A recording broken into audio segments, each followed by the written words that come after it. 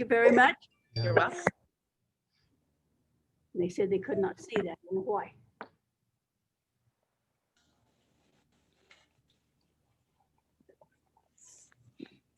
Can you see that now? Yes, there it is. Okay, do you want me to back it up? If you can. They can't hear you. Yes.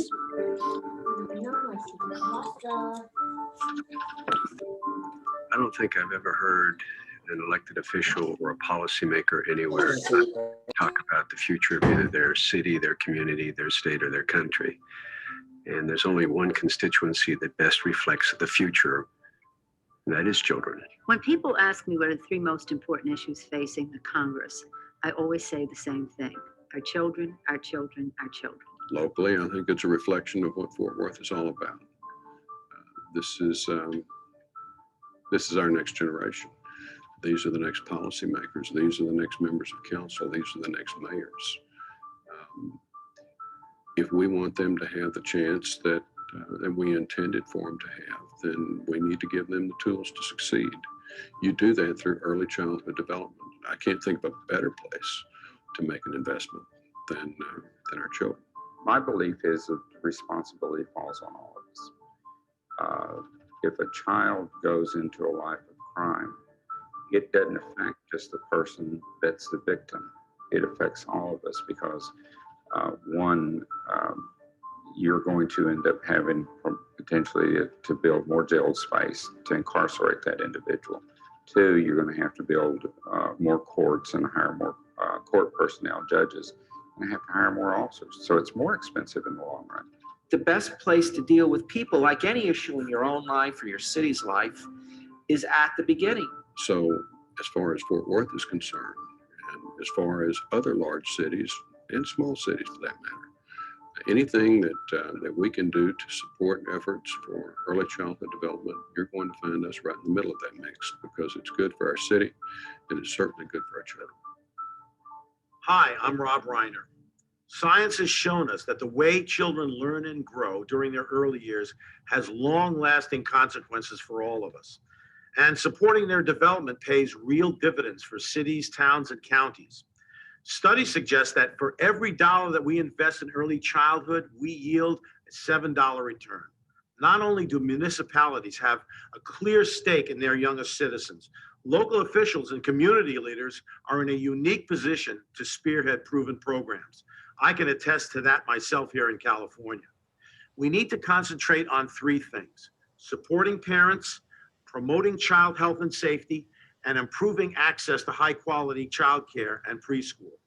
And as Mayor DeStefano just said, we've got to start at the beginning. A healthy baby. The story of every child begins with the story of the developing brain. Oh, it just opened. So helping our children should start even before birth. I've come to recognize that the earlier we can get to kids, and I'm talking about in the womb, to make sure that the mother has the prenatal care she gets, Baby boy. which then sets the foundation for the rest of the child's life. By the time the baby is born, a network of over 100 billion nerve cells is already in place. And the brain continues to grow at an incredible pace. 90% of the brain's physical organization takes place in this first 4 or 5 years of life. And it is the experiences during that time that provide the template around which these systems will organize. Do you like the ladybug? Science has found that the way the brain grows is through experience. At birth, each child has this untapped genetic potential that requires specific experiences at specific times in order for that potential to be expressed. New research has also discovered that children learn mostly through the people in their lives. When a mother looks at a baby, that has a physical impact in the brain of the child. I love you. The process of making these connections, which we call synapses, that physical capability is all dependent upon these experiences. Not having a nurturing environment can have profound negative impact. When a child is not given consistent, safe experiences, they grow up to be impulsive and they have a hard time in school. and they have a hard time with relationships, and they have a much higher probability of entering the special education system and the juvenile justice system and the child protective system and the mental health system. Sadly, many children today grow up in these deprived See your environments. face for a little while. You know, the promise of America is everybody can be president. Everybody can be anything. The fact is it's a lie for a lot of these kids because they start out behind, they never catch up. The cost to all of us is tremendous. When you look at the whole picture of crime, the costs are everywhere. First of all, the victims. The total destruction of families can occur because they've been victimized by a crime. You've got the juvenile justice system, the adult justice system, the courts, the jails, all of the circumstances that lead up to it, including the attorneys involved. This is very costly. But there are solutions. Research has shown that early intervention helps fight crime and a host of other ills. We'll see a reduction in the number of kids going into the juvenile justice system, and therefore a reduction in adult criminals as well. And it's not just eliminating the negatives. Programs targeted at the early years have a wide range of positive outcomes. We got to see that these kids have access to public health. We've got to see that these kids have access to positive, reinforcing experiences that are going to encourage them to grow. These kids have got parents who are just stretched out to the max. They're trying to make ends meet. They've got so much going on in their life. God, hello, let's go. Parents want support, families who have dreams, and programs that help families have payoffs for the community. Many of these programs are vital in providing childcare for parents, allowing them to work. And we know now that that produces very long-term earnings gains. So if you're interested in keeping people off welfare permanently, preschool through childcare is a way to do it. Community economies also benefit.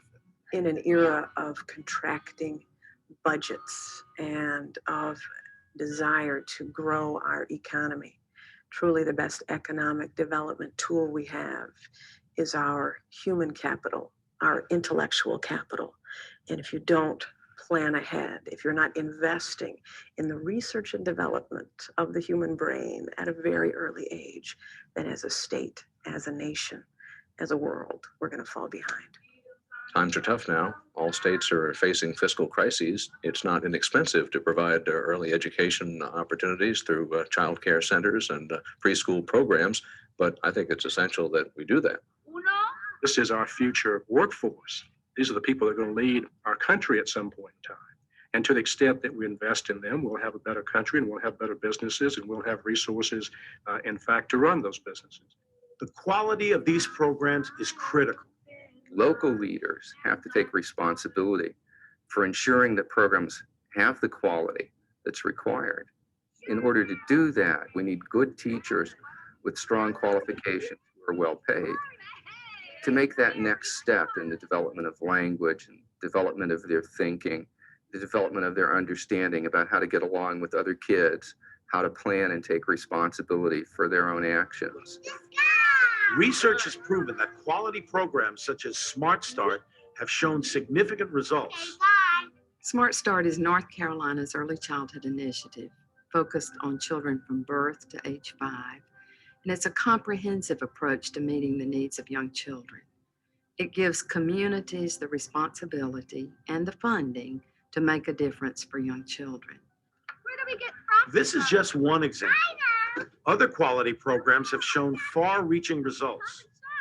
You find that preschool has had a remarkable impact on crime, on their school histories, on employment and earnings, on their success in family formation,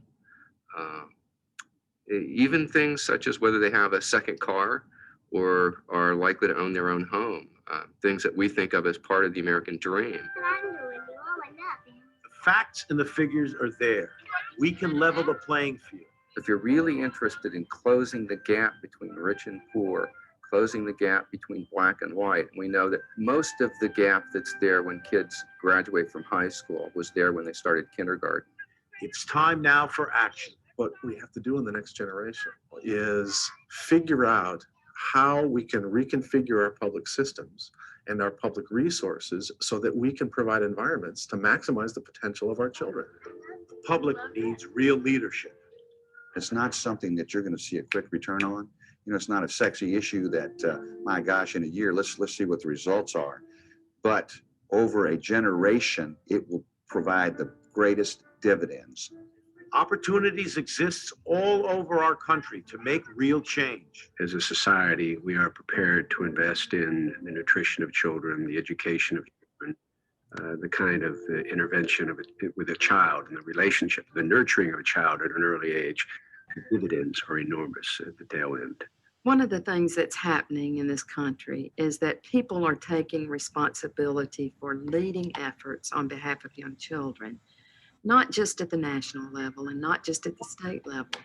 Local community leaders are taking that very seriously and are making a great impact on the lives of young children. If we don't prepare children for school, they're not going to learn in school. If we don't give them nutrition they need, they're not able to learn in school. If they don't learn, they fall behind. When kids do well in school early on, they're connected and they get involved and they become very, very active, I think, in business and in communities going forward. And when they do poorly in school, they turn off, tune out, in some cases drop out. It's very important for parents to play a significant role in early childhood. It takes the parents, the teachers, the community, and all of us working together. Early childhood should be a priority for everyone. Getting involved means getting involved with all the programs I think that are already out there, programs like Campfire, programs that are already paying that attention and make sure that they have the support they need. We have a responsibility not only for our own children, but for every child in America. They're all our heirs. If city leaders are going to be more than leaders in name, they're going to do something about it. They're going to step up to the table and make a difference because they know they can and they know they're in a position to do it. The health of our families, our communities, and our nation is in the balance.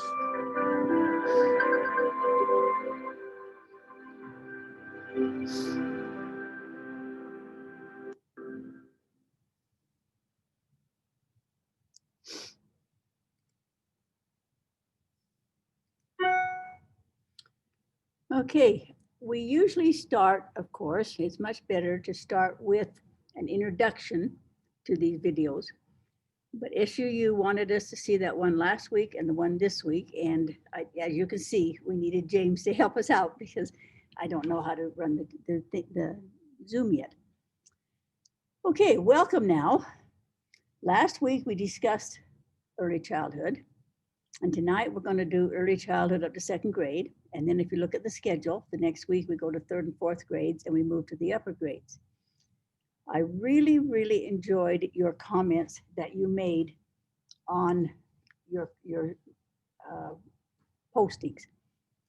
I would like very much if, just a minute, I find my list. If Beth, are you there, Beth? Could you tell us about why you liked the class, why you thought it was a practical class? Would you give us some highlights of what you posted last week, Beth, please? Yes, I am actually really excited that we get to practice what we're learning. To me, that makes it way more beneficial.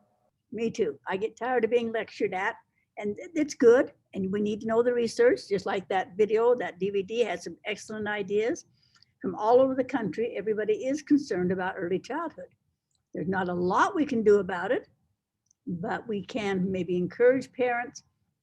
For about 3 or 4 years, when my little children were just young, I taught what was called the Young Mothers Program. And I found that the young girls who had to drop out of high school because of having a new baby, loved that baby and cherished that baby, but did not know how to raise that baby. They knew more about their cars, their trucks, their makeup. They didn't know what to do. And so they were really looking for help on how you help a baby's brain. For example, there are a lot of books now. This one by David Sousa is an excellent book. Anything by David Sousa is a good book. And this one's called How the Brain Learns.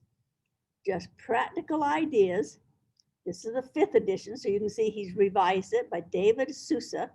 Has these wonderful books. And then also here's one called, by David Sousa again, Differentiation in the Brain. Great ideas. And another one by him is called how the brain learns to read. Here comes James, and you take that DVD out. Just a second for him to get us out of here now. I don't know what to do next. Thank you.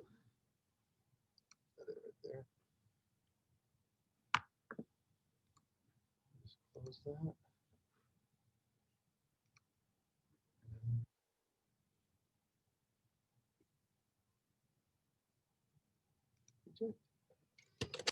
Thank you. There you go. Okay, put it back on full screen, and I think you can go home, and thank you for your help. Oh, you're welcome. You have a good day. I wish I was as smart in technology as James is.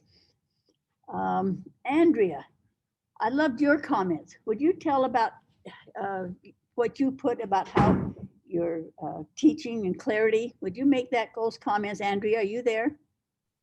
Yeah, I'm here. Do you remember what you posted on your comments? Yeah, we've spent a lot of time on teacher clarity in our professional development in our district, and they just said that if your students understand what they're learning and they're motivated to learn, then they do a lot better. And so one way that we've helped them to be really clear on what the instruction is that we've posted the objectives at the beginning of each lesson.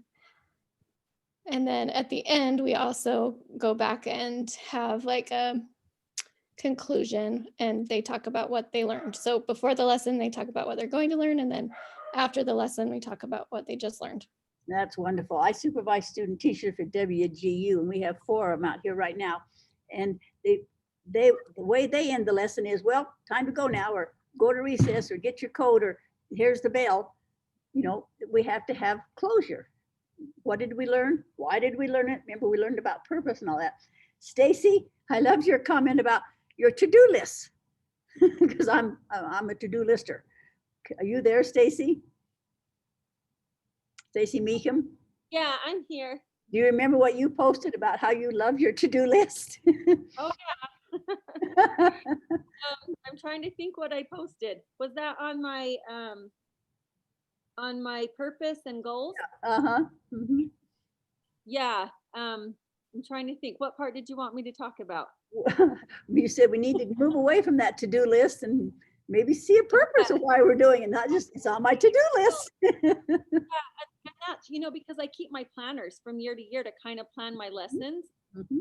And I have to stop and think, especially this year, because they didn't have school in the spring.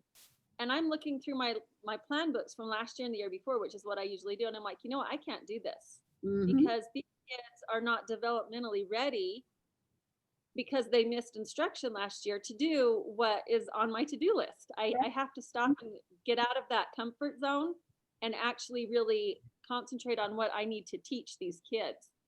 And, I hate to say it, but a lot of them really aren't developmentally ready to do nonsense words. They're not there.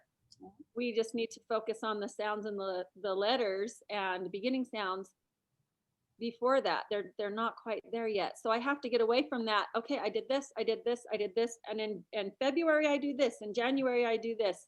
And really focus on what those kids need. Right. I thought that was very wise of you to say that. Yeah. All of you, or most all of you, remarked about it's a good review to talk about Vygotsky again. I mean, he was in the 1800s, but good heavens, his work is now coming. It didn't really come into focus till the 1970s. And we need to go back and review some of that philosophy and some of his ideas, because we're still doing them, aren't they? They pay off. And on our agenda, or our syllabus, it says that we need to review some of the old research to see what's going on.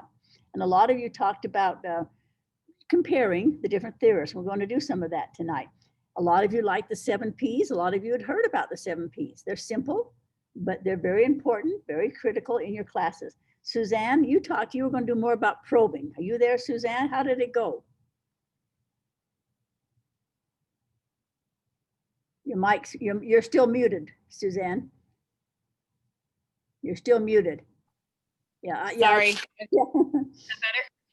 I was just walking over to a different space to probing went better, not great.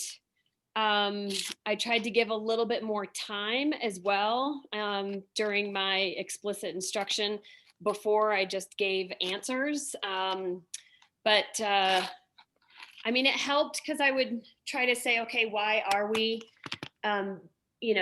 working on these skills? And that would help, what is, and try to stop and slow down a little bit. Right, that's the down thing, Yeah, I still have more to learn, especially in the math part. And Andrea, you were saying about some of the new terms that you hadn't heard some of about 7 Ps. Andrea, can you remember your comments? Yeah. I don't remember the new terms for the 7 Ps. The new term that I had never heard was the andragogy. Oh, okay. Are you the one that's the Zoom expert too? I don't think that's me. It's certainly not me. Okay, and then Jennifer, I can't remember whether it's Jennifer Jenkins or Jennifer Johnson. One of you talked about how we've gone from activity-based into more thinking-based. Do you remember your comments? That was me. It's Jennifer Johnson, Dr. Jorgensen. Yeah, I think I've just noticed that, we need to focus more on starting from the standard and then creating how we're going to teach the standard instead of finding an activity, instead of working the opposite way, of which I think is pretty common. It is. Or was more common, and we need to get away from it. Yep, we're getting, so we like to get them busy and get them doing something. We feel like we're accomplishing a lot, but they need more time, don't they? To think and talk and plan. Anybody else want to make some comment? Those were just a few that I picked up this time that I was kind of really impressed with. Anybody else would like to make any comment about what we did last week, or any questions you have? Speak up.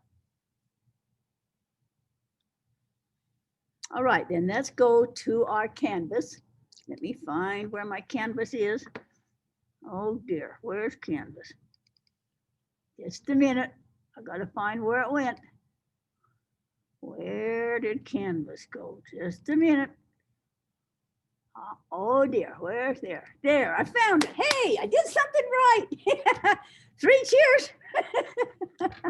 I'm sorry. I'm always happy when something goes right. All right. Let's look at our agenda for tonight. A lot of you made the comment that you were very happy that it's quite detailed so that you can look at it later. I don't know how many classes I've been to, and then I go home and I thought, now, what did they say, or what was I supposed to do? So, okay, class 2 is tonight. Did you find the answers to quiz 1 last time about what of those terms? If you didn't find the answers to the terms, I posted them again tonight on our modular. Just some of the common terms that they expect teachers to know. A lot of you made the comments about illiteracy and some of those facts about illiteracy. If they don't have the literacy, like they were saying, they might end up in the juvenile justice system and so forth. So anything you want to discuss from last week? All right, then tonight, let's take a brief look at some of the theorists, just a few of them. One of your assignments was to look at Vygotsky and Piaget and a few of them. Does anybody have something they'd like to say about Vygotsky or Piaget before we start in?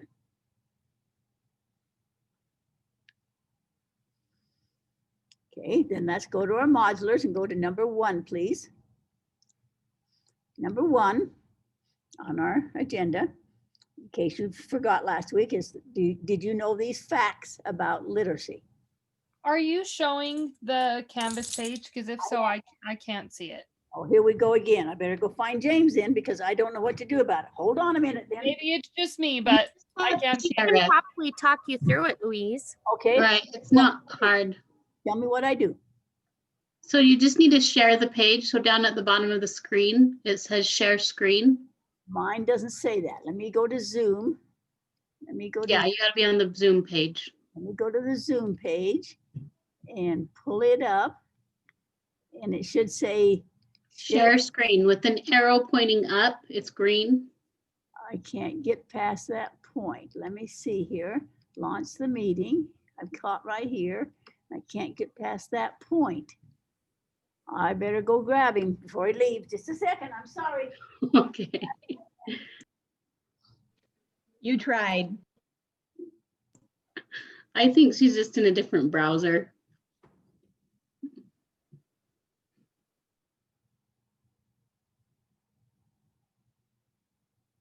I also wonder if we could suggest to her to make a co-host, and then that person could help do her videos and stuff.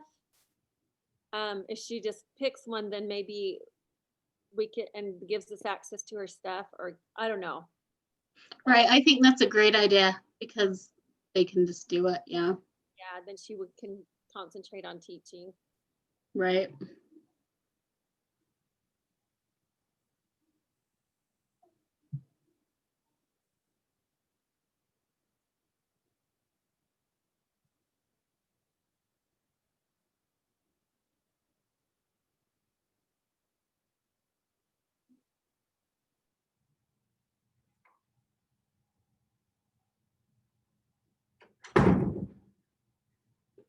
Okay, we're gonna have to figure it out. His wife came and picked him up. Okay. Do you know how to make someone a co-host? If I could get to that page, I can't get to that page. Open the link, launch the meeting. I have it. So you shouldn't have to launch your meeting because your meeting should already be up. I think it's just in a different browser. I'm seeing if I can find it. Or look down at the bottom and see if there's like the camera icon at the bottom that's blue and white. You could also try minimizing your screen and see if Zoom is behind your browser. Let me see if it is. Let me see if I can minimize it. What kind of computer are you using? A Mac. Okay, so if you swipe up with 3 or 4 fingers, you should have all of your open windows viewable. Okay. Where? Oh, shoot. It's okay, we'll get it. You're good. Anyone who's taught online knows that there's a learning curve. You're good. And I had it all figured out, and I don't like mistakes. So let's see if I can get a hold of him. Resend. It should be there. It should be right there. I know it should. I'm going to go back out right here, come back in, and get myself out of here. Because I launched it and everything's fine. My meeting Zoom, right there, is coming in. Everything's fine. Upcoming, right there. Join. Launch the meeting. And why it won't come up, I do not know. Oh, great. Let me see if I can get a hold of James.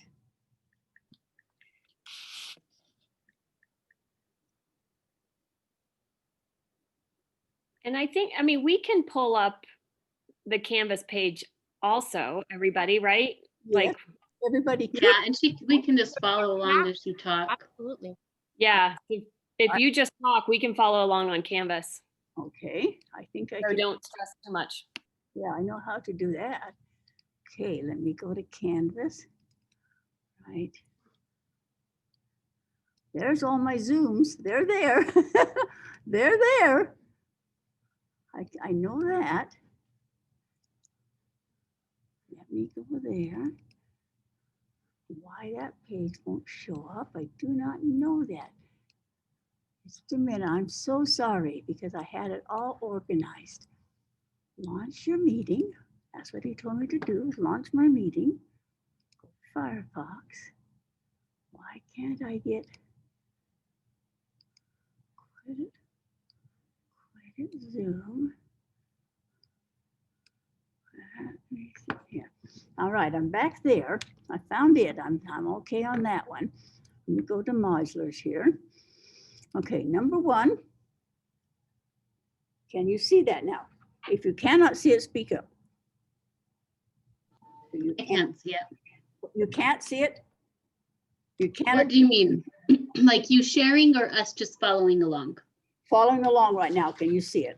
Okay. And which one are you on I'm on for the modules? I'm on modulars on class number 2. Class number 2, the modulars. And the first thing is the agenda. And then I went to the next one, which is number 1. And it's from class number 1. It says, do you know about illiteracy? Can people see that one? Yep. Yep, I'm just following along in Canvas. Okay. All right, that is it there just for your facts, just for looking at how important literacy is. It just gives you some ideas on how important it is, and it went along with that DVD that SUU wanted us to see. Then if you would please go to the next modular, it's number 1, it's called a Venn diagram, and it shows Piaget and Vygotsky. These are 2 of the big ones that we're talking about right now. And I asked you this week to kind of look and see and compare what they were. It would be very interesting if you took your students in your class and did what's called a gallery walk. A gallery means you put things like poster board around the room, maybe on one wall and on another wall. And the students have the opportunity to get out of their chairs and walk around and work together, but yet also giving their individual ideas. And on one, they would write everything they knew about Vygotsky, or the next one, everything they knew about Piaget or Piaget. And it gives them a chance to express themselves, a chance to read, write, communicate, move around, get some exercise, and also stay on the topic. So if you look at this handout right here, Piaget lived from 1869 to 1980. And while Vygotsky lived from 1896 to 1934. He died as a very young man. He was 30 years old. I think he died of tuberculosis or something. In the meantime, he had earned his PhD and written like 5 or 6 major research findings, but he was too far ahead of his time for Russia. And so, of course, they hid his work, put him away. Nothing came out until at least the 70s. But there are 2 different of our big researchers right there that we really need to know more about. Do we need to study them more? Is that enough for you just to look at these 2 charts and get an idea? Because I know you had them in your education classes. But these 2 have really influenced the education world right now. So I'm going back to the class agenda. And it says that we're going to look at some of the theorists that have really affected you. First of all, let's think back. Now, Rob Reiner is not really a researcher. You know him as a TV star. But in that DVD that SUU wanted us to watch, it did have people from many walks of life telling you how very important early childhood is. So before and after you watch a DVD, you should always have a purpose. And these are some of the questions. And this was a strategy. We call it the KWL now. What did you know? What did you want to know? And what did you learn? But that is what we call it. But 23 years ago, a researcher called Ogle, in 1986, he came up with some questions that you should always do before and after some kind of a presentation. For example, 1, how did this build my background knowledge? So think for a minute now, that movie, the little DVD, did that do anything to help build your background knowledge? Take a minute and think about that. Did you already know those facts?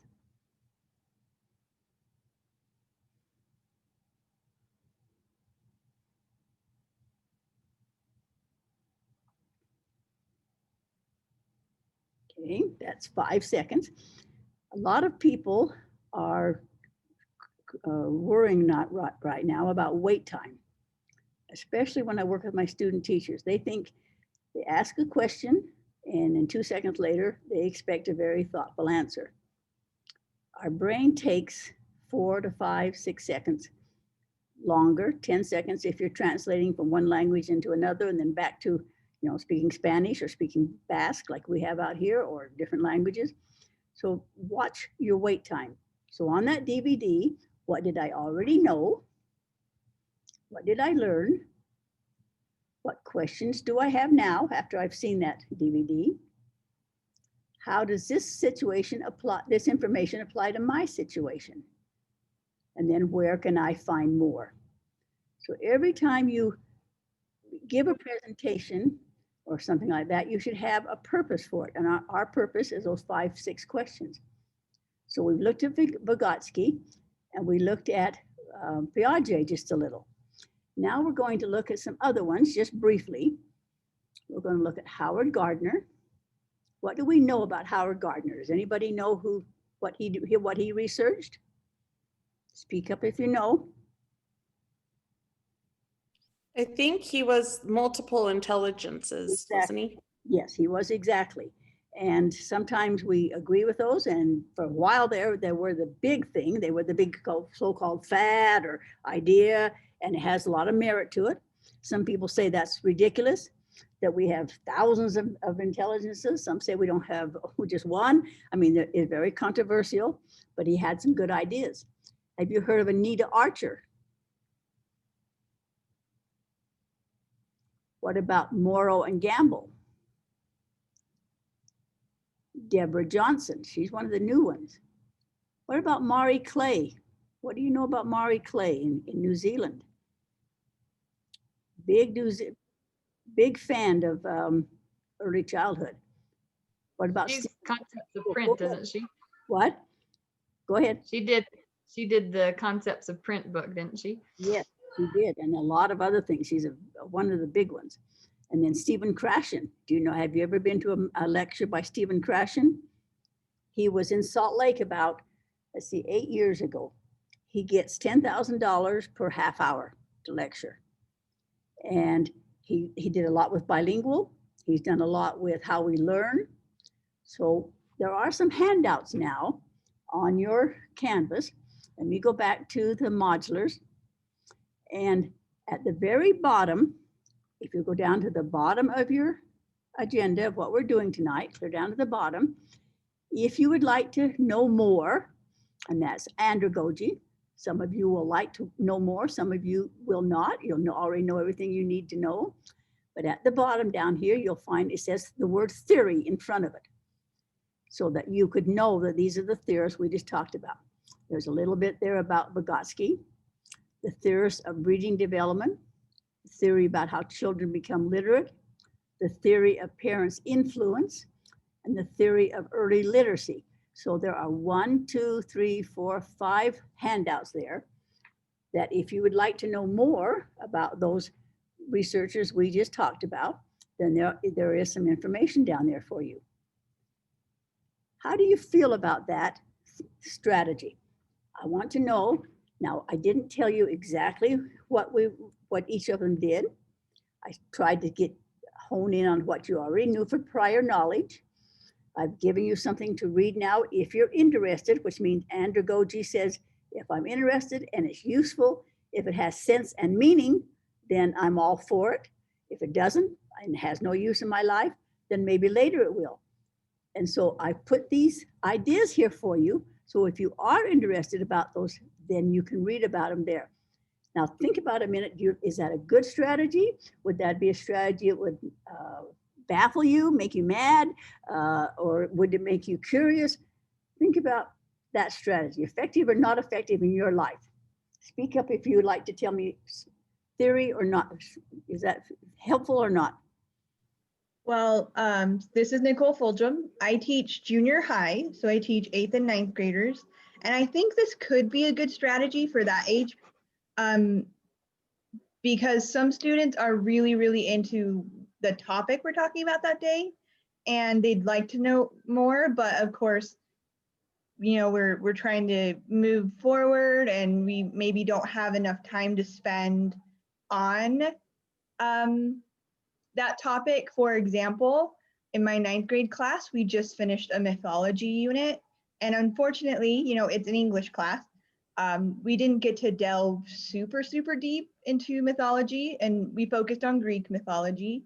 But I provided some resources for my students so that if they really wanted to learn more, they could go to Canvas, and there were links and other documents. So if they were interested, they could learn more. However, some students were like, let's just make it through this unit to the next one. And I thought that was okay. Yeah. So this is one way to do a theory. And for some, it's very effective, especially if you're teaching some of the gifted and talented classes. They want to know more. And sometimes you'll have that one child in that class that really wants to know a little bit more than you can provide in the time period. So it's just one strategy. It doesn't work real well for lower students. Go ahead, someone. There's someone in the waiting room. Can you by any chance see Zoom anymore? Let me see. Or back from anywhere? Let me see. Let me see what we can find. It's probably Maria. Maria was coming late, she said, because she had a school meeting. Now that should open this link. I don't know why it doesn't. Sign in. I did sign in. And there. Okay. And I admitted her. That's Ginger. Okay. Thank you. You're very welcome. Very welcome, because I didn't see that. So I was very glad. So now I want to go to share screen, right? If I go to share screen, will that take me now back to my Canvas?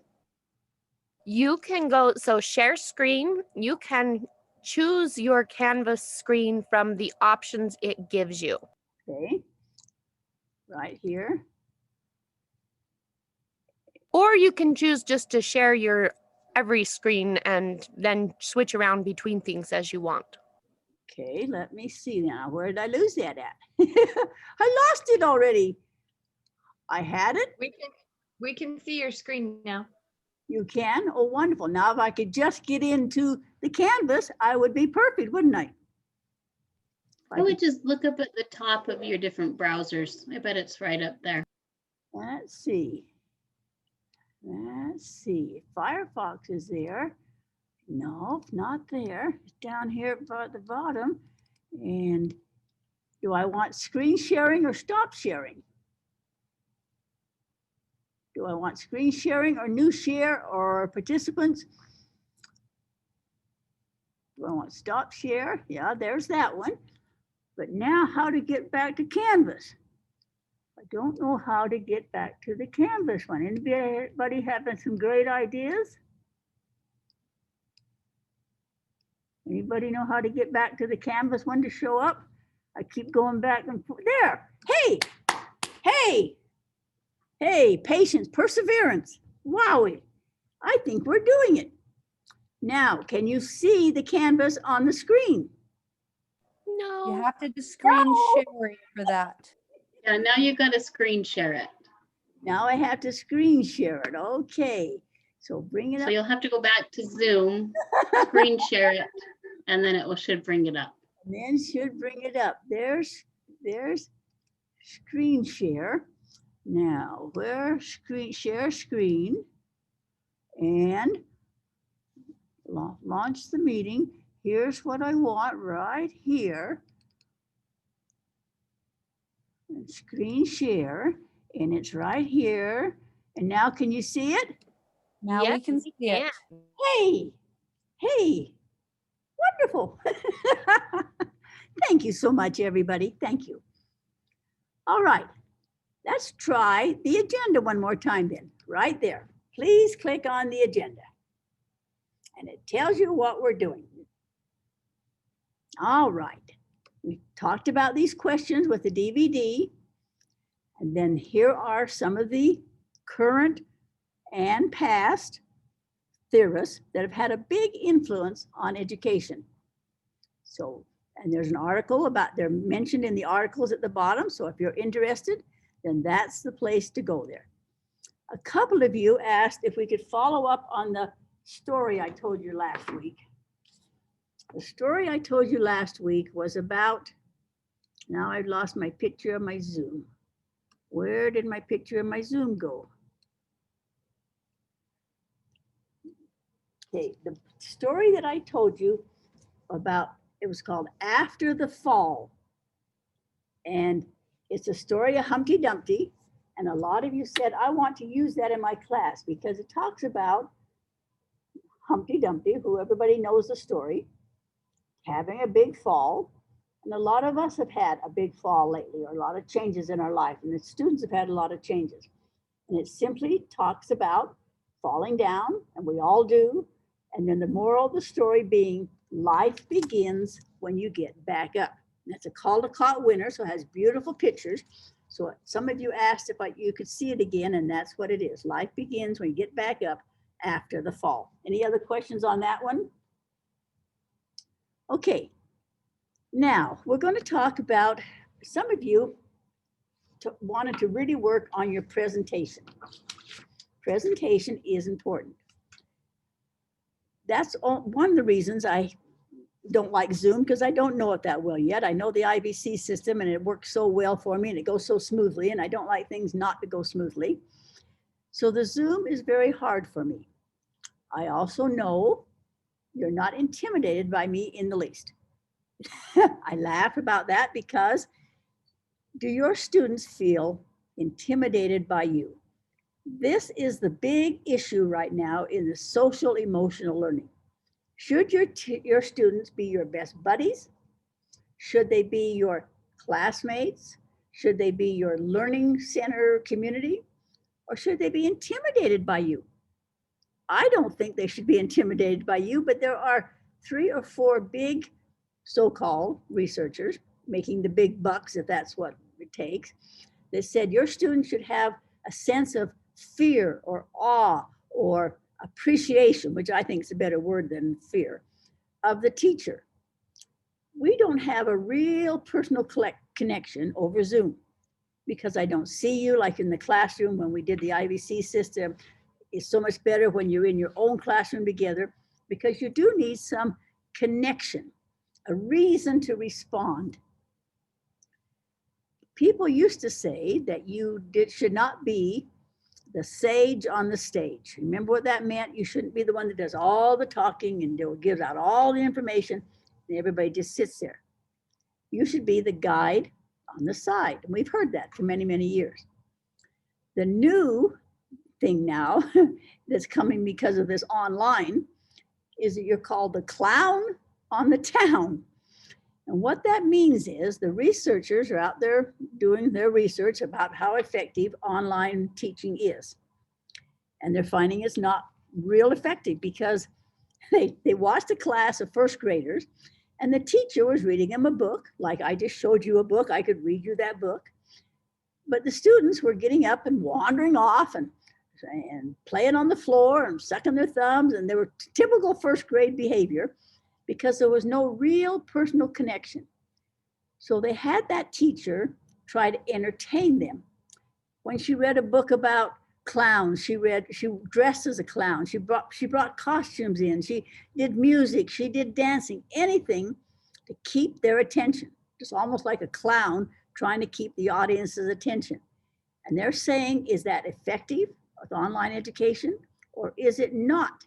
But somehow you need to get their attention. But these people, little kids, were just wandering off and coming back to see the story later or going out for a drink and coming back. They said that if you're teaching the older students, you need to be aware of their affective filter. Now, how many of you know what affective filter means? Speak up if you've heard that, used that, heard that in your classes, please speak up. It's going along with the emotional and social learning. The affective filter is the affect. Like just now, I just panicked because I could not find what I wanted. You go into a panic mode. The affective filter is in your classroom, of course.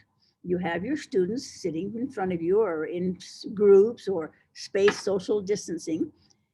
If you're in the front of the room talking, presenting, are they listening to you in the back? What can you do to get their attention other than be the clown on the town? We're not there to be the entertainers. I know we have to keep them engaged, but we don't need to be the clown on the town. But the closer you walk to them, the close proximity, does it raise your affective filter? If you're in a classroom and the teacher's walking around looking over your shoulder, are you more apt to be on task? So that's part of your presentation is walking around the room, keeping everybody on task. And so they know you're walking around, especially with their phones underneath their desk, texting somebody else. So consider in your presentation the effective filter in your room. When you walk around, you lower or lessen, lower or heighten their effective filter. There are 9 ways, according to this expert, and you probably have heard of Marzano. He's one of the big experts right now. Marzano, his first name is Robert J. Marzano. He's written a lot of books, Marzano, Marzano. He's written a book called The Art and Science of Teaching, The Art and Science of Reading. He's written many, many books. And he said, if you want them to respond and participate, a good way to probe is first use random names. That's what I did a minute ago. I just chose a few random names and asked you to please report on what you had written on the iPad on the computer last week. How did you answer and communicate with each other? I really encourage you to take time and go back and read everybody's comments. There are some amazing comments and the strategies that they're using. You will learn a lot from each other. So using random names is a good way to lower the effective filter. You're never quite sure when you're going to be called on. So at least you're listening or partially listening, or it helps you to raise the effective filter without being so high that you go into panic mode. You can also use hand signals. Is a good way to know that they're going to be called on. Or response cards. You've seen people with in the lower grades, they get tongue depressors, and they have their names on and they draw them out of a card or out of a stick and they call these names. So you never know when it's going to be your turn to respond. You can also do paired response. Working with a partner, one of you is going to have to report. And so that helps them to participate more, and you can probe by knowing who's doing the answering. You can also do a choral response where everybody answers at once. You can do wait time. And this is the big issue that's coming again back into research. What is appropriate wait time? Should you wait 2 minutes or 2 seconds? That's why I love that to-do list, because we are so scheduled, we have so much to cover. So instead of covering it, do we discover it or do we just simply cover material? So look at your wait time. You can also do multiple types of questions. First of all, they might have to write. Next time they might have to read. Sometimes they might have to act it out. So there are ways to increase your participation. And that's just some suggestions for next week. Questioning is a real art. I told you in the research classes, one teacher spent the whole 3 classes in our research class for the summer, just learning how to be a more effective questioner. There are marketing studies out there. Remember we talked about the 7 Ps and it came from marketing. Marketing has to figure out how to get you in that store, how to get you to buy what they're selling. Have you watched the little Geico ad, this little green Geico? And he keeps saying, I've got to figure out an effective way to get you to buy insurance, because what he's trying to teach you is that in 15 minutes, you'll save 15%. So you need to, the new thing out there now is called a reason for pleasing. What's my reason for pleasing the teacher? I want to be able to answer. I have to have a reason to listen, a reason to please. So all of these things aren't new. They're coming from marketing, and education is just now picking up on them.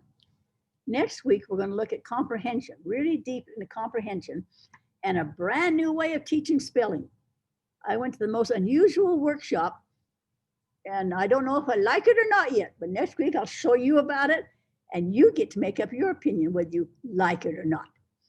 So right now, I would like you to go to the agenda right here. And I want to show you how to help students acquire self-questioning skills.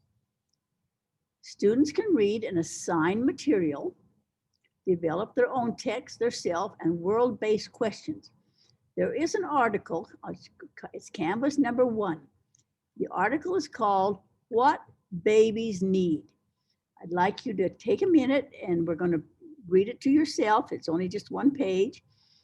And then write down what questions you have or what reflection. Think about how it applies to the whole world and how it might apply to or has affected your students. So here's what our assignment is. Repeat it again so that everyone's listening. We're going to go to Canvas.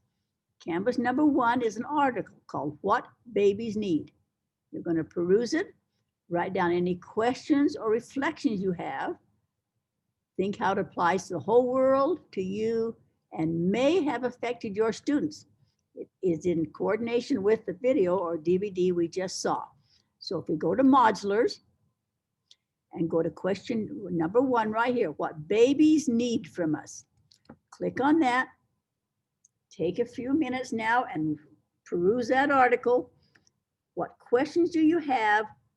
How does it apply to you, the world, and your classes?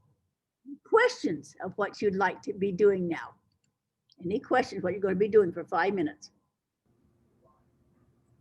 All right, you have 5 minutes to peruse the article and write your reflections and your questions.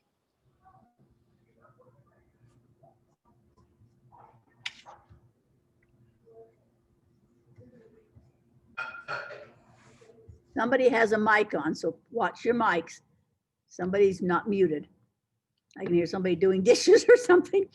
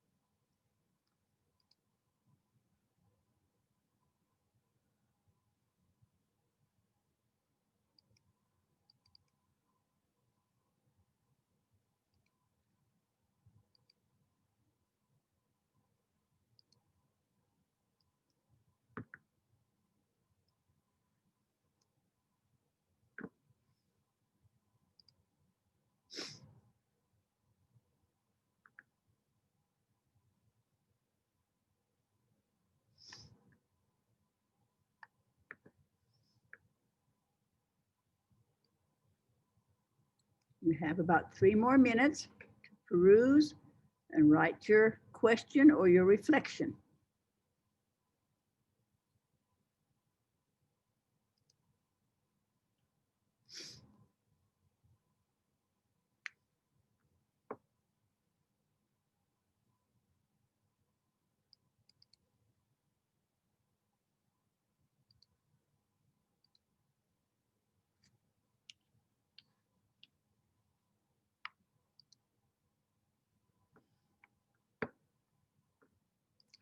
I don't know what happened to Zoom, to Canvas again.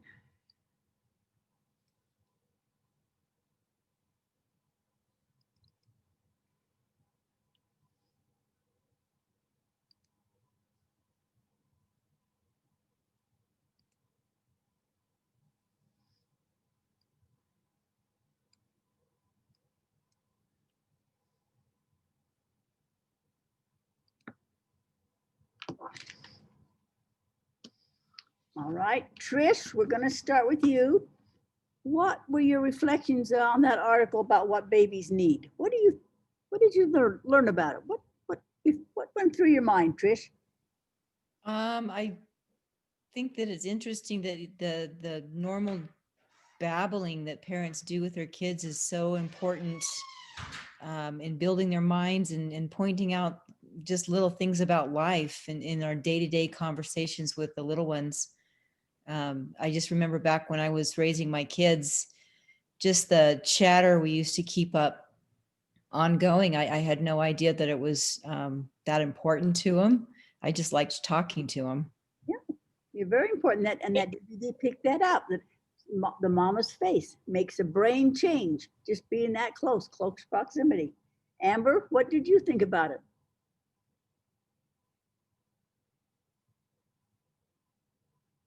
Amber, Simper, are you there?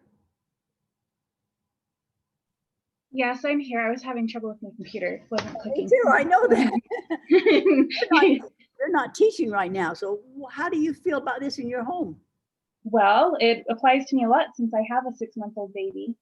And I thought it was really interesting that it's the shortage of words that kids experience that really sets them behind starting at that young age. I liked that it said that that every child has the potential to be whatever they want to be at 18 months old. Isn't that something? Somewhere between birth and 3 that they start falling behind. It's critical. And those young mothers I taught had no idea how important it was. They just put their baby in the crib and left them. They need that interaction. Rowdy, you there? As a male, what did you think about this? I am here. As a first grade teacher, I found that one key, it's the key like middle thing on page 3, that a child who's behind in 3rd grade has a higher risk of not completing high school. So we actually just finished our middle of year dibbles today in my class. And I'm a little disheartened because if they fall behind by 3rd grade, I've got a lot to do because I've got some who aren't progressing like they should. So, but it's not all your fault right now. Remember the pandemic and what, they've been out for a year. Keep going. Right. And on the same hand, it talks about the importance of having that talking and everything, that interaction at home. And I look at some of my students and knowing their family lives at home, I realized that they weren't raised in a home where their parents talked to them or a literature-rich environment. So and sometimes they already have the odds stacked against them, and then you just keep throwing other things, and and that DVD said have to work harder. Parents' fault. They're stressed out too. They have many things on their minds too. They're doing their best. We're not blaming parents. We're just blaming everybody. Everybody. Who do you think? Kate, you've been in the school so long. How does this affect the students you've seen out there in the rural areas, especially one that lives out in the Cedars now? What are you finding, Kate and Ginger and Beth, Frauda Duchesne? I thought it was really interesting that it was not just that it wasn't just words. It's that if they're on TV, if the TV's on and you're talking on your cell phone and you're not talking to the child, those words don't count. Mm-hmm. So I was thinking about my own children who are raising children right now, right? And my one daughter doesn't have the TV on, and she talks all the time. She makes me crazy, right? But she's talking to the children, and now the children talk all the time. My other daughter, however, is trying to go to college, and she has 3 kids at home, and there's a TV 2 TVs are playing in the background all the time, and there's a one kid plays video games a lot, and those children don't talk nearly as much as the mom who has the TV off, who's talking to the kids. And what a difference there is in their vocabulary and their academic vocabulary. So part of that choice, I think, must have to do with education. We didn't have TV when I raised kids.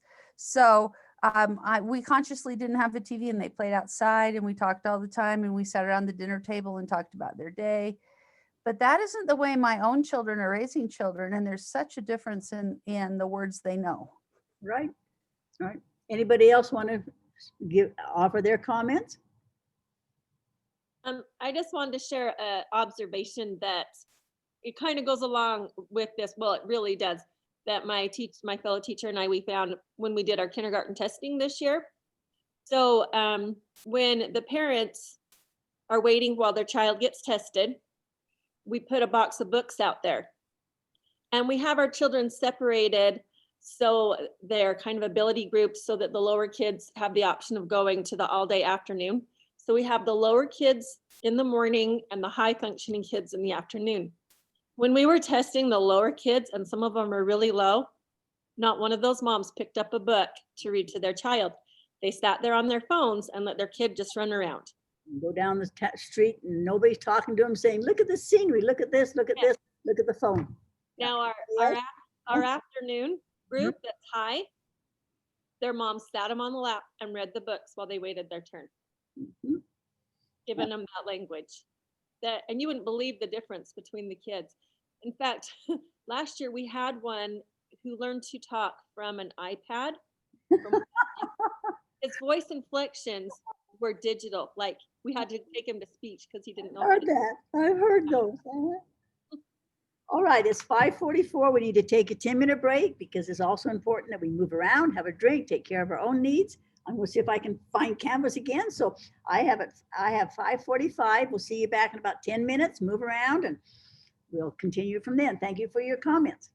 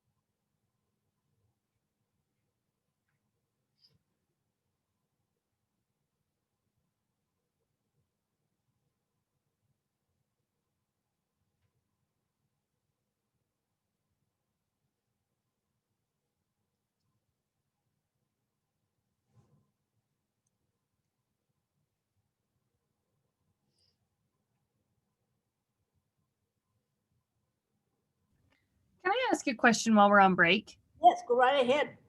So on the second to last class, I think that's the 3rd of February, our school district has parent-teacher conferences that go all night, that night until 7 o'clock. I know you're recording these Zoom calls. Where do I go to watch it? Oh, great, you're asking me. I'll find out for you because I don't know the answer. Okay, that would be great because I still want to watch and still do all the homework and stuff. I would just probably have to do it on Thursday instead of on Wednesday because we have parent teacher conferences all that night. Talked about this with the tech people, and they said I could record it on my computer, but then it would take a lot of space. So then they said they're going to record it on the iCloud. So I will ask that man, James Sasser, tomorrow where they're at, because he's the one that recorded, because I don't know. Okay, perfect. Yes, if you could let me know, that would be awesome. I will. I'll find out. And then I know that those classes are the same time that we have to present our article that we've researched, because that's like the 5th class or something. You can do it the 4th, 5th, or the 6th class. You're going to choose which one you want to do it on. Okay, so I could do it. It's not like just luck of the draw. It's just my choice. You can choose. You can choose. Okay, perfect. Thank you so much. You're welcome. I'm glad to solve some problem tonight. Also got Canvas back up, so I made a little progress. Thank heavens for a sense of humor. Okay. Hey, Louise. Yes, Brody. So I was looking. So is it 1 article or 3 articles? You're going to read 3 and choose 1. Okay, perfect. That makes more sense. I was like looking over it and I was like 3 or 1, read 3, review 1. Yeah, just choose 1. Look 3 over, peruse 3, and say, I want to do it this one. Perfect.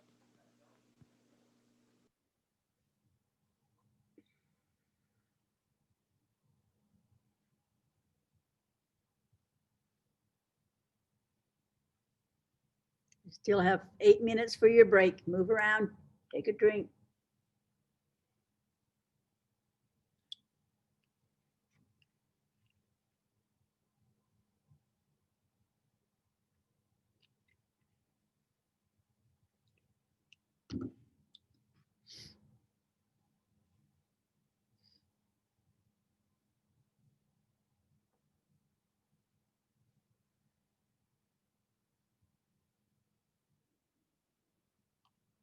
Oh, Marie's there. Okay, good. All right. Welcome, Marie. I'm glad you're in the class. We're on a break right now with Marie, so we'll be back in about 7 minutes. So you were still on a break, Marie. Thank you very much. You're welcome.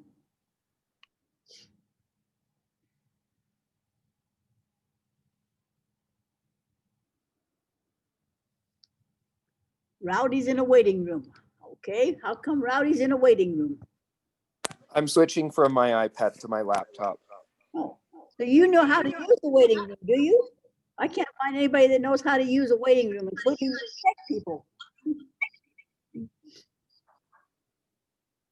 So it's interesting because some meetings, like if I switch from my iPad to my computer, I don't go in the waiting room, but then some I do. So I don't actually know how to use it. So. I don't either. I'll be glad when we go back to the IVC. It's so much easier.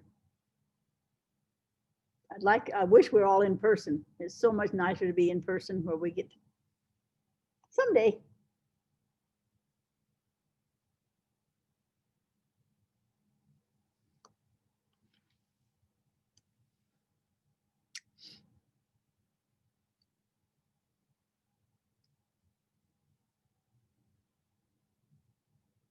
Any other questions while we're still on break? We have about 5 more minutes. Any other questions? Anything I can help with? Anything you can help me with? So I have kind of a question that relates back to what we were talking to. Okay. So I actually teach in a Title I school. So a lot of the students that come into my classroom are already coming in language delayed. Yeah, we have a lot of Title I out here too. Yes, lots. So I can't control anything about what they're doing at home, but what would you recommend in the classroom to do to help minimize that gap? Kate, you there, Kate? I'm here. What would you suggest? You've been there a long time in Title I in Duchesne. You've seen a lot of people come in and you've been very, very effective. What did you do? you know, one of the things about traditional teaching is that the kids don't talk, but that's not very effective for kids that don't have enough words. So all of a sudden, group work is a big deal, and they need to be talking to each other, and they need to be talking about the words, and they need to be reading the story. And every time some kid looks at you with that blank look, you have to be thinking, oh, they don't understand what's going on because they don't know what the words mean. Nope, and So they don't have the resource at home. They don't have the book at home. You send things with them. You have to send things. You know, we give them books every year for Christmas and Halloween, and they have their own books that they take home. We do all those things. But the most effective person I ever saw was a kindergarten teacher named Mrs. Moon. And she would take a group of kids every year, and she systematically taught them the vocabulary for education and the vocabulary words that they were missing. You know, they could tell you 27 kinds of cows, but I mean, and they definitely knew the difference between a Hereford and a heifer, but they were missing all the vocabulary for over and under and around and behind and beyond, and she systematically taught those words to them, and year after year, for all of the years she had them, nearly every kid in her room caught up and was working at level. You need those So vocabulary words you assume they know, and they don't know, and they don't have the resource at home at the time. Sending it home is not the thing to do. We did a lot of parent meetings and helped the parents. The parents really needed help, wanted help, and most of them would fall through. Some wouldn't, but most of them would come, make it and take it, come and visit and get to know other parents and talk to other parents and have the kids come to school for things. And so, vocal, having a friend. Most of them lived way out there and didn't even see a friend. They only saw their family. Anybody else is in a Title I school? Any ideas to help her? They need that exposure. They just don't have it, and they need it at home. They need to hear music and dancing and all the arts. They don't have. They see TV or they're outdoors. They know a lot. They know a lot of practical knowledge. We had a couple of boys that came through school, and they just didn't have it. But yet in 8th grade, they decided that they would get a loan from the bank, and they would buy a combine. A combine's very expensive, and so most farmers don't own one. And so in the fall, they would go around and combine everybody's crops. They made big money. They couldn't read, they couldn't write, very limited, maybe 3rd, 4th grade. But they were making an income for themselves on something they knew, because they didn't have the other background. They didn't have the background you assume they come with. Any other ideas to help? Go ahead. So we have like work-based program in our school where high school seniors will come down. And so those kids who don't get read to a lot at home, I'll have my high school students take them out into the hall and read with them either one-on-one or in pairs, usually while we're doing just some other little thing. So they don't miss a ton of class, 10, 15 minutes, but they like it because they get read a story, they get to hear it, and it's not always me teaching them. Right, and one lady in our research class a year ago in Vernal, she decided to do buddy reading, and they took a lot of the 4th and 5th graders who were reading like 2nd and 3rd grade level because they had missed so much and hadn't caught up. They came and read to the 1st graders. Oh, they felt so big and so proud. And they also had a buddy in the school. It made friends. Park City did some wonderful things. A few years ago, they made these cards, and they were like these hero cards when you do baseball cards or famous people cards. And the seniors in the high school made cards about themselves and went down to the 1st grade and found a buddy, and the buddy made a card with his picture and his interests, and they helped each other read. The 1st grade thought he was just as important as the other one because he was showing them the pictures, and they also stopped a lot of bullying. That's why the reason they did it. They were having a lot of bullying going on in the school, and I'm a big deal and so forth. But all of a sudden, I'm the best friend of this kid, and on the playground, I protect him, and it just worked. 5th grades, helping kindergartens, just trying different things. Anybody else have some ideas to help her? This is Shonda. Go ahead. We have about 2 more minutes. Go ahead. I'm speaking from a secondary level, but I teach reading intervention at the high school. And we have very low readers in that class. And as often as I can, I try to take them to read to the younger kids. And I hope that the younger kids get something out of it, but what the high school kids get out of it is they get to access some of that language that they missed as well. And so it's kind of along the same lines of what you're saying. But the other thing is they don't feel embarrassed because they're reading to small children and they looked up to us. Oh, you're so smart. You're my friend. Yeah. Yeah, they can be kind of vulnerable without being embarrassed. Right, exactly. Yeah. All right. I think. Shanda. Go ahead. Shanda, the other thing that they're getting is that they're getting some practice in how to interact with kids. So when they have their own kids, the chances of them reading to them and giving them this set of skills that they didn't get themselves really goes up. Good idea, Kate. Thank you. All right, we're back to our agenda, please. I found it. Congratulate me. I patted myself on the back. Now my arm hurts. Anyway, that's just an example of self-questioning, what babies need from us, assuming that you all know about babies because you're adults, but you had to question. And the students need some kind of an article like that to question themselves and how does that affect me and how does it affect the world and that how does it affect my students that I'm having now. Okay, on the agenda, if you'll go to the agenda, please. I hope you can see it. I can see it on mine, so I hope you can. Let me know if you can't. The next thing we're going to do is a good strategy. And it doesn't matter what subject we're using. It's the strategy that we're talking about. We're going to use the topic, is parent involvement important? And we've been talking about that quite a while. What are some reasons that parents are not being effective? What tools do we have access to? So our question is going to be, what can we do to help these parents? For example, there's a program called Upstart. If your parents don't know about this, it's free. It's from the State Office of Education. All they do is sign up for it. It comes on their computer, and it's for 5-year-olds going into kindergarten or 4-year-olds going into kindergarten. I don't know if it's 4 or 5, but anyway, going into kindergarten, probably 5-year-olds. And it's a good program. It's a real good program on phonics. So, and it's free. Another one is Head Start, if you're in the areas that have Head Start. The Utah Department of Health has podcasts called Baby Your Baby. They have a lot of ideas on how to help the baby and how important it is. So I read all your questions and your reflections, and I'm glad to see you are realizing how critical the early years are in the child's development. If you watch TV at all, you've heard them have this commercial.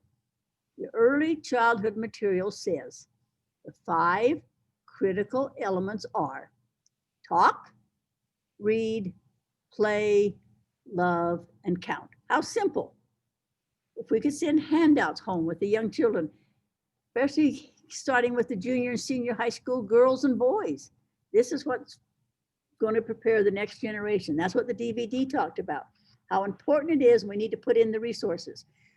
Just talk to your baby, read to your children, play with your child, show love, and count. Now, in the text that we use, that I told you didn't have to buy, is this one called Literacy's Beginnings. And it used to be $25, and now it's up to $150 because they know we use it. So I didn't want you to have to buy it. There's a story of Kristen and how she becomes literacy rich in her development. So I'd like you to go, please, to the modulars, and you'll find number 2 is called Beginning of Literacy, Kristen. And there's her little story there. I'd like you to take a minute and read through her little story and figure out what steps did she take for her early literacy. Any questions? What we're going to do for a minute, we're going to look at this Kristen story. Just peruse it. You don't have to read it, a lot, but just what steps did she take to become literate? Where's the story? I'm sorry. What? Where's the story at? It's number 2. Number 2 on the console. Number 2. Thank you. Okay, so 5 minutes, peruse that and write down any ideas you get from that story of what Kristen did in her journey to become literate. Questions? Okay, 5 minutes to look at the story.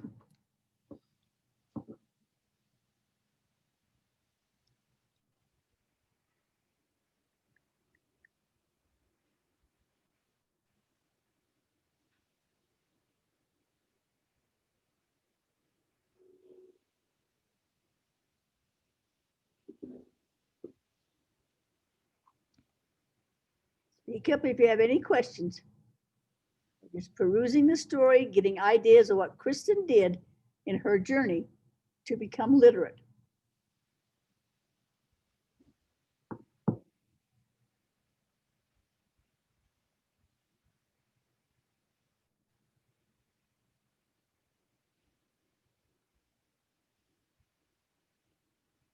Jot down 2 or 3 ideas of what she did to become literate.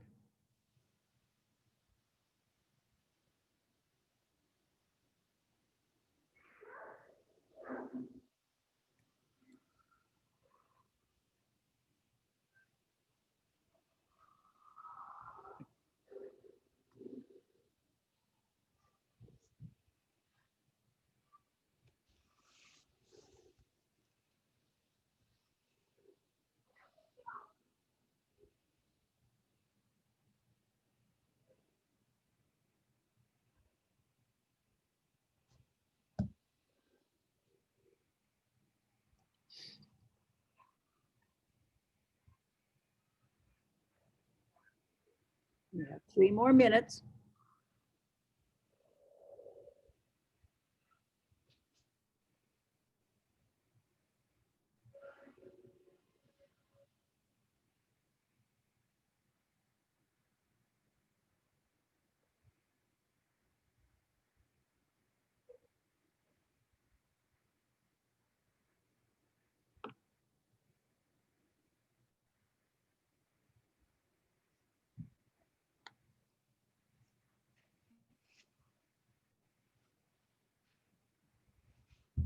You have 2 more minutes.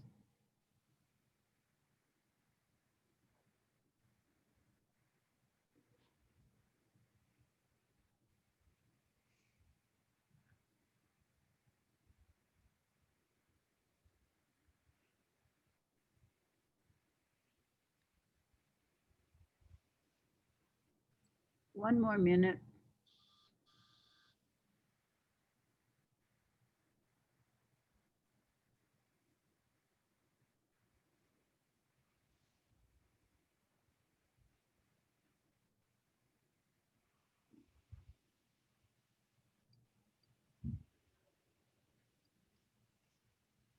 And stop.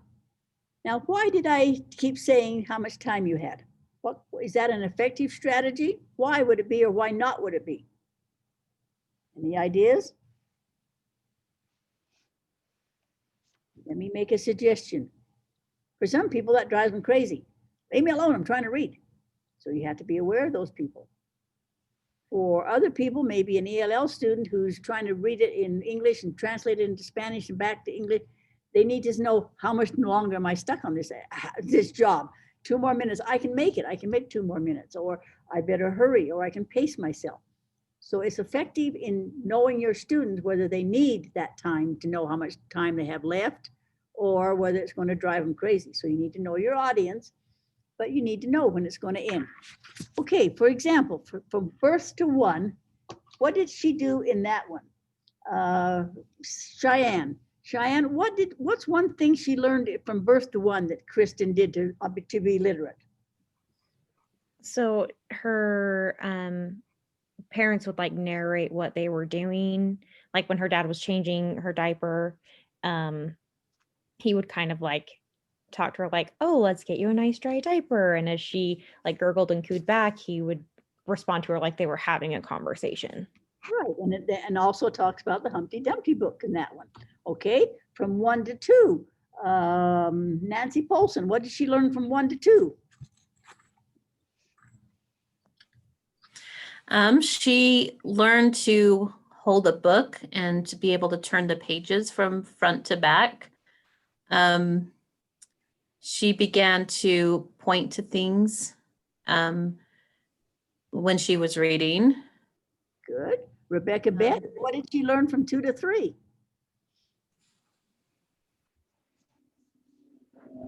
So she would recite some of her books, say what was happening in the book, and she learned how to recognize signs like McDonald's and Burger King. Environmental print, she did. And she read Hop on Pop and repeated and repeated and repeated. Lauren Clark, what did she do next? What else did she do to become literate? What did she do about drawing? She did a lot of drawing, and she would take him to her mom and be like, little girl, little boy, and she'd be like, this is Kristen, and she would write her name and or write daddy or things like that so she could connect print with drawing. Right. And Jill Thompson, what did you learn from what Kristen's story was? Jill just texted me that she had to step out for a minute just in case, but she'll be back on. Corinne Warwood, what did you learn from Kristen? Corinne, are you there? Yes, I'm here.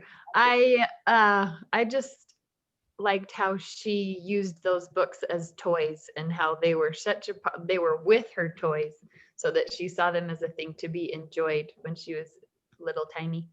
Right. And then if you look at the end of the article, it says concepts she learned. 1, literacy activities are pleasurable. She learned they were fun, didn't she? Fun to talk to mom, fun to draw, fun to do things. 2, she learned they had predictable routines. They had social interactions. No, it didn't cost a lot of money, didn't take a lot of time. She learned all these things. 3, she learned that she had book handling skills. Materials are handled in special ways. If parents knew those special things, that's just an article I put in there for you of how simple it is that we can help children and help parents realize that, it doesn't take a lot of money and a lot of time. They can still be doing the dishes or sewing or something and still do these things with a child that are meaningful, that are more meaningful than just ignoring the child. Okay, then now let's go back to our agenda, please. Under modulars.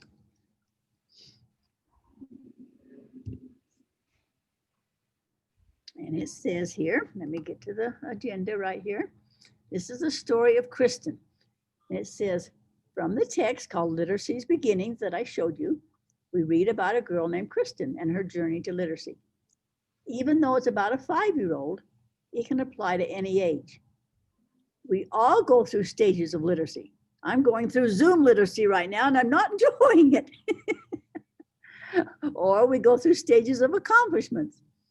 You may be teaching 8, 9, 10-year-old students who have missed stages. Research has shown we must go through these stages. You say sometimes my baby never learned to crawl. My baby just was sitting there one day and stood up. But sometime in their life, they have crawled. Research says that we must go through these stages. And if we miss them, we make up for them. We have to, we either lack them or we really need to go back and go through these stages. So how important it is that they go through these book handling stages. So when they come to kindergarten, they at least know front and back of book, top and bottom, all these things. That's especially true right now. Research says we go through every stage at our own speed. So on Canvas number 2 and Canvas number 3 is the story of the beginning of Kristen and how important words are symbols. And there's an article there that you could share with parents that they need to see these symbols and know that they mean something. Okay, now what you could do with that strategy of Kristen is you could give the students in your class an article like that you wanted them to pick out some important points. And the strategy could be is a walkabout or a gallery walk. They're called a million things. But after reading that story, they could take an 8 by 11 sheet of paper and fold it into 4 parts. Then they could walk around the room and talk to each other. What did you find? On each page, they could write or draw. Remember, we talked about visually representing and viewing as part of the 6 language arts.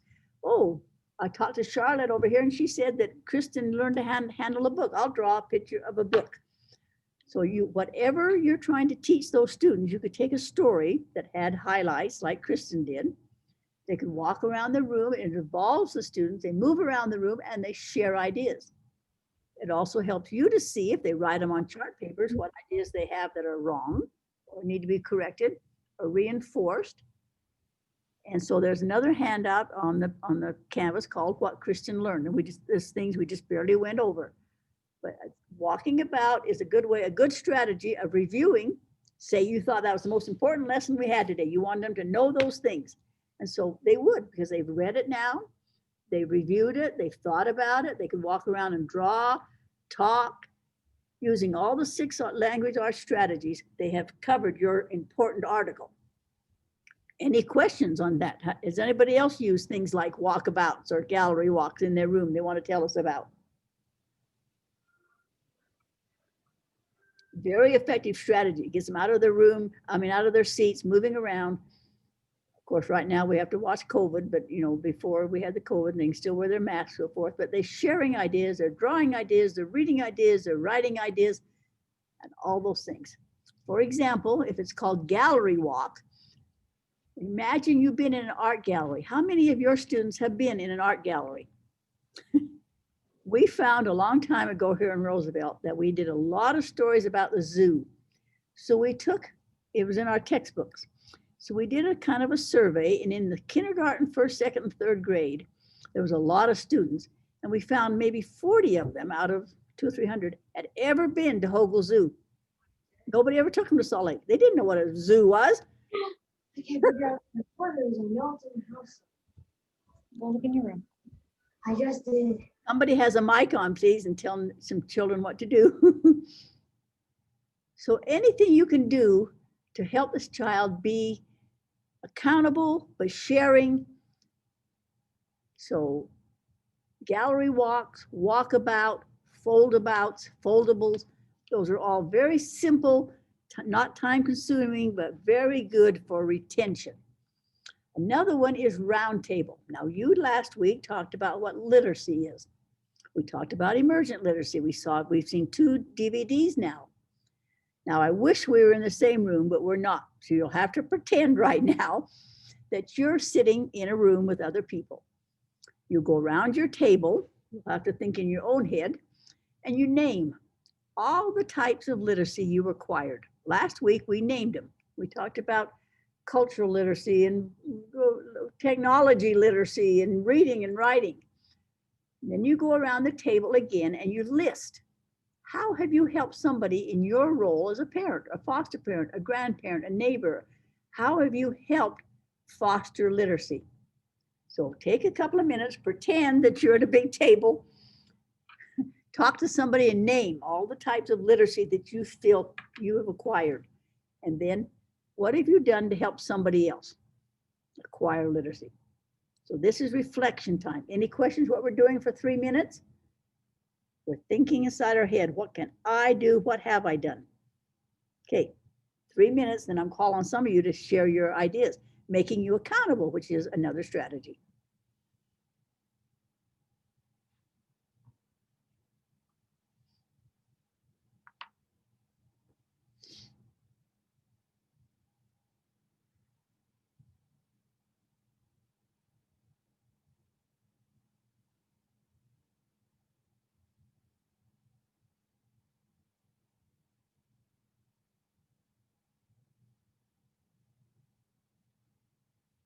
You have 2 more minutes.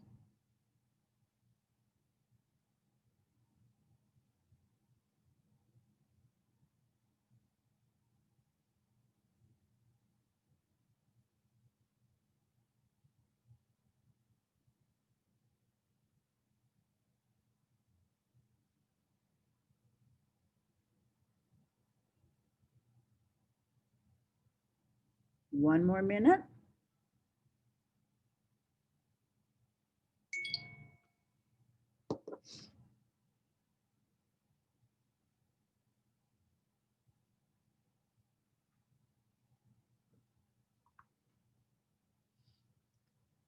And stop. I'm going to ask these people to give me their ideas. I'll give you time to think. I'm going to ask Jenny Jenkins first. Then I'm going to ask Maria, and then Lauren Clark. So think about what literacy you have acquired and how you've helped someone else. I'll give you 1 more minute now to ponder that.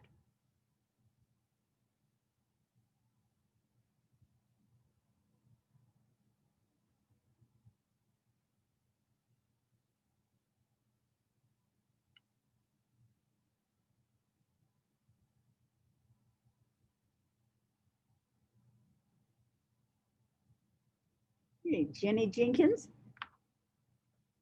What literacies do you have and how have you helped somebody, Jenny?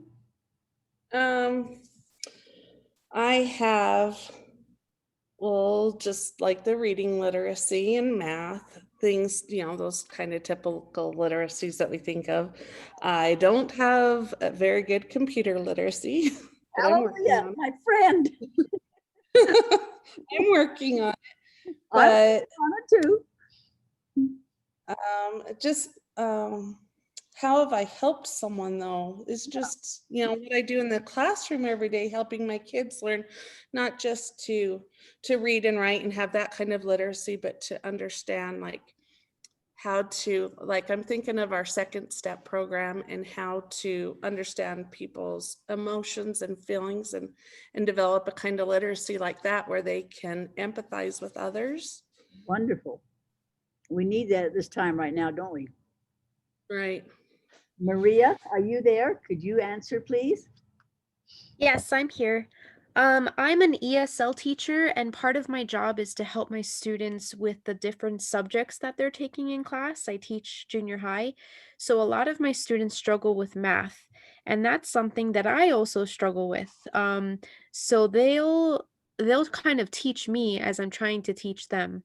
So that's a literacy that I have difficulty with, but I'm learning, and the kids know not to ask me difficult questions until I have time to get the answers for them. But how do I help kids? A lot of my ESL students, we just transferred over from Google Classroom to Canvas this year. And a lot of my students still don't know how to use Canvas. So I've been teaching them how to navigate it since I'm a college instructor. I teach at Weber State University. So I've used Canvas a lot. So I'm able to help not only the students, but my fellow teachers at the junior high with navigating Canvas. Everybody loves you. How about filling this chair right here next to me? I have a blank chair. You ever need any help, I also use Zoom when I'm teaching my classes. So I Wow, can you know it all. Lauren Clark, would you answer, please?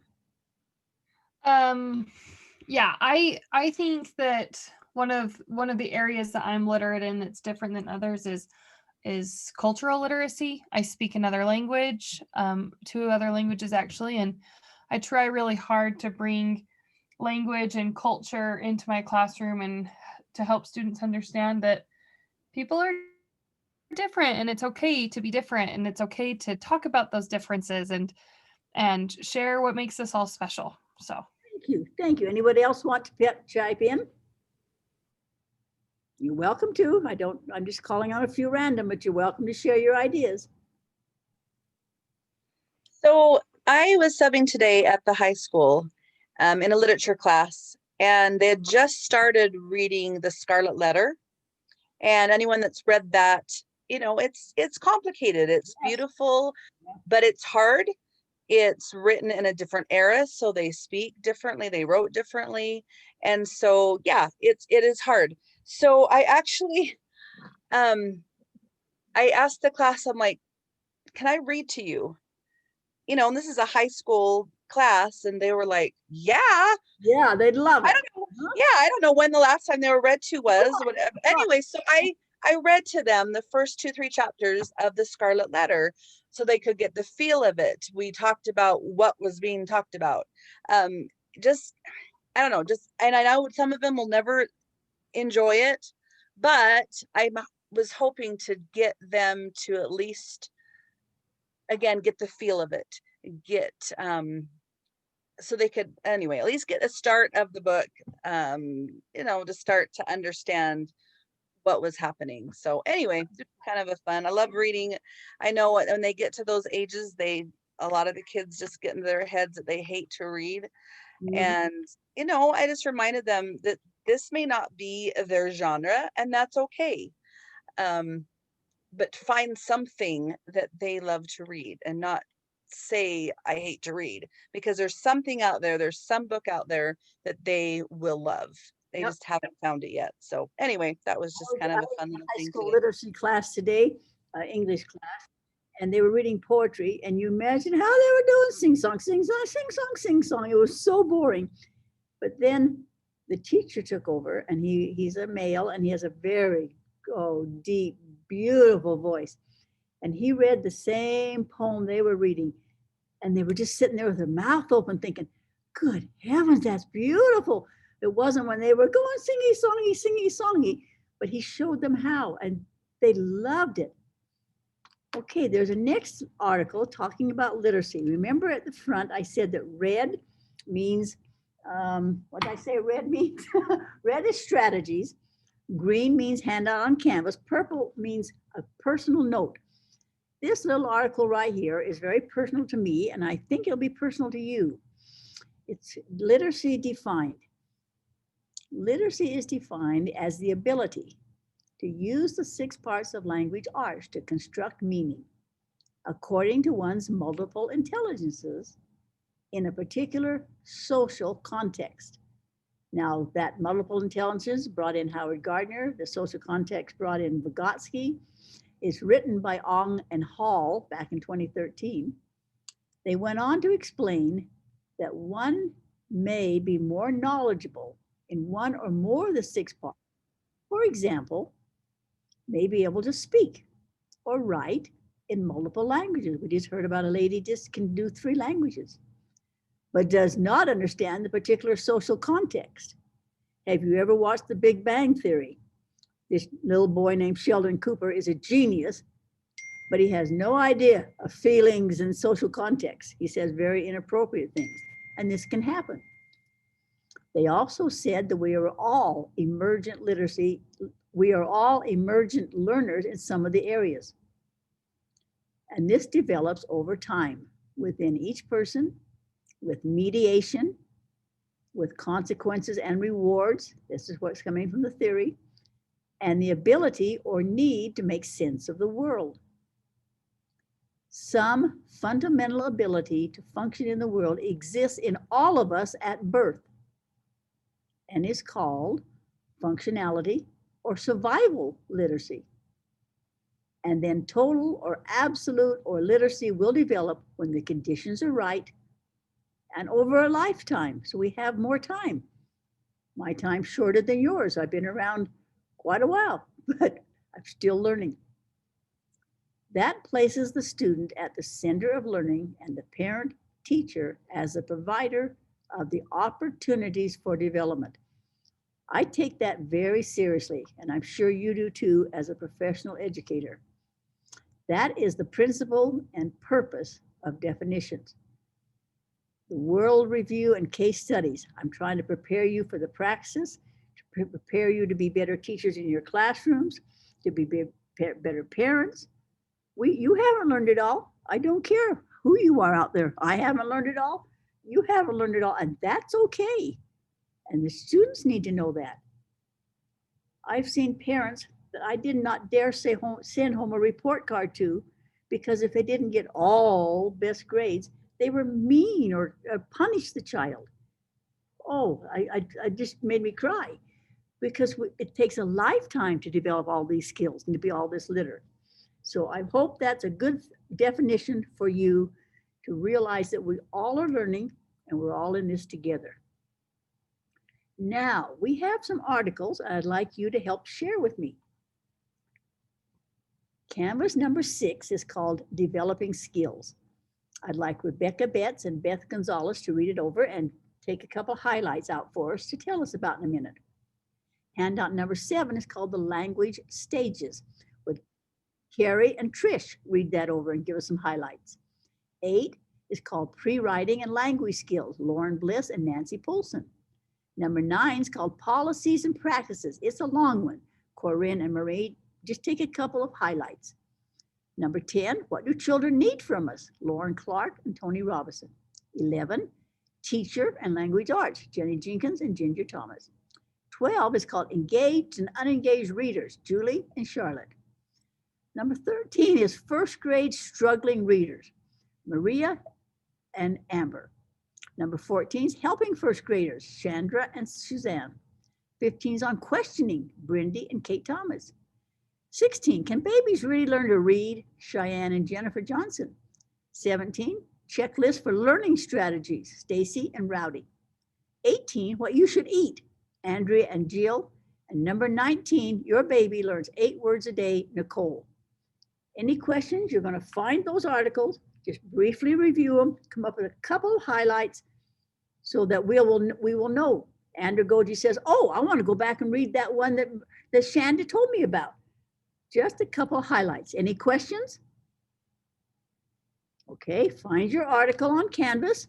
They're all there and numbered. Read your part and share with us, please.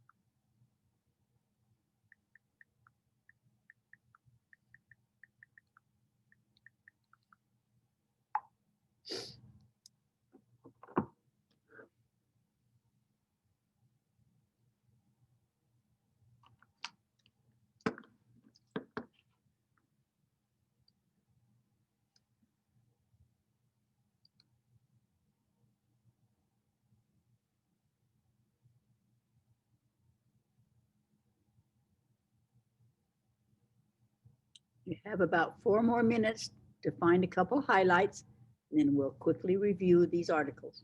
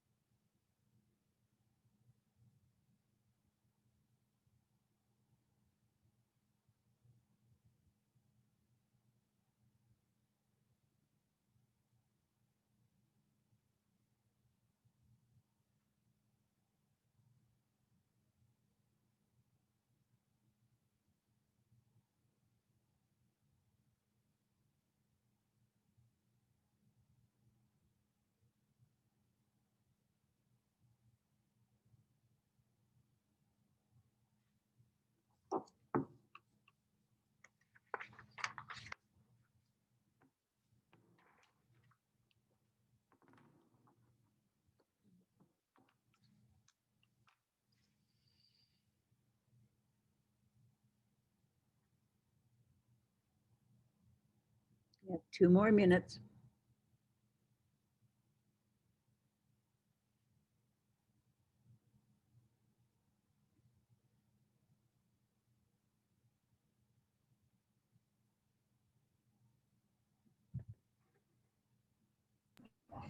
Canvas kicked me off and I just got back. What are we supposed to be reading? Who are you, please? I can't tell. Ginger. Oh, okay, Ginger. Yeah, I saw you check back in. That Yes. Ginger's reading.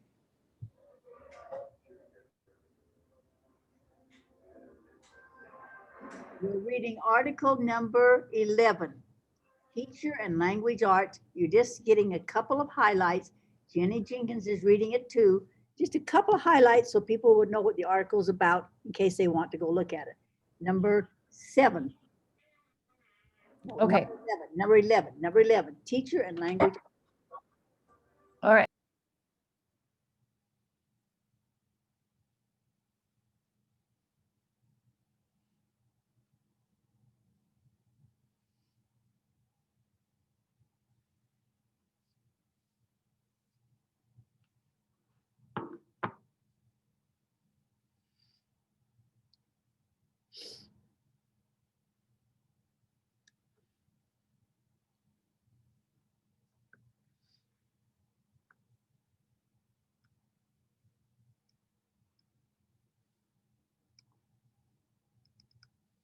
Okay, number 6 is called Developing Skills.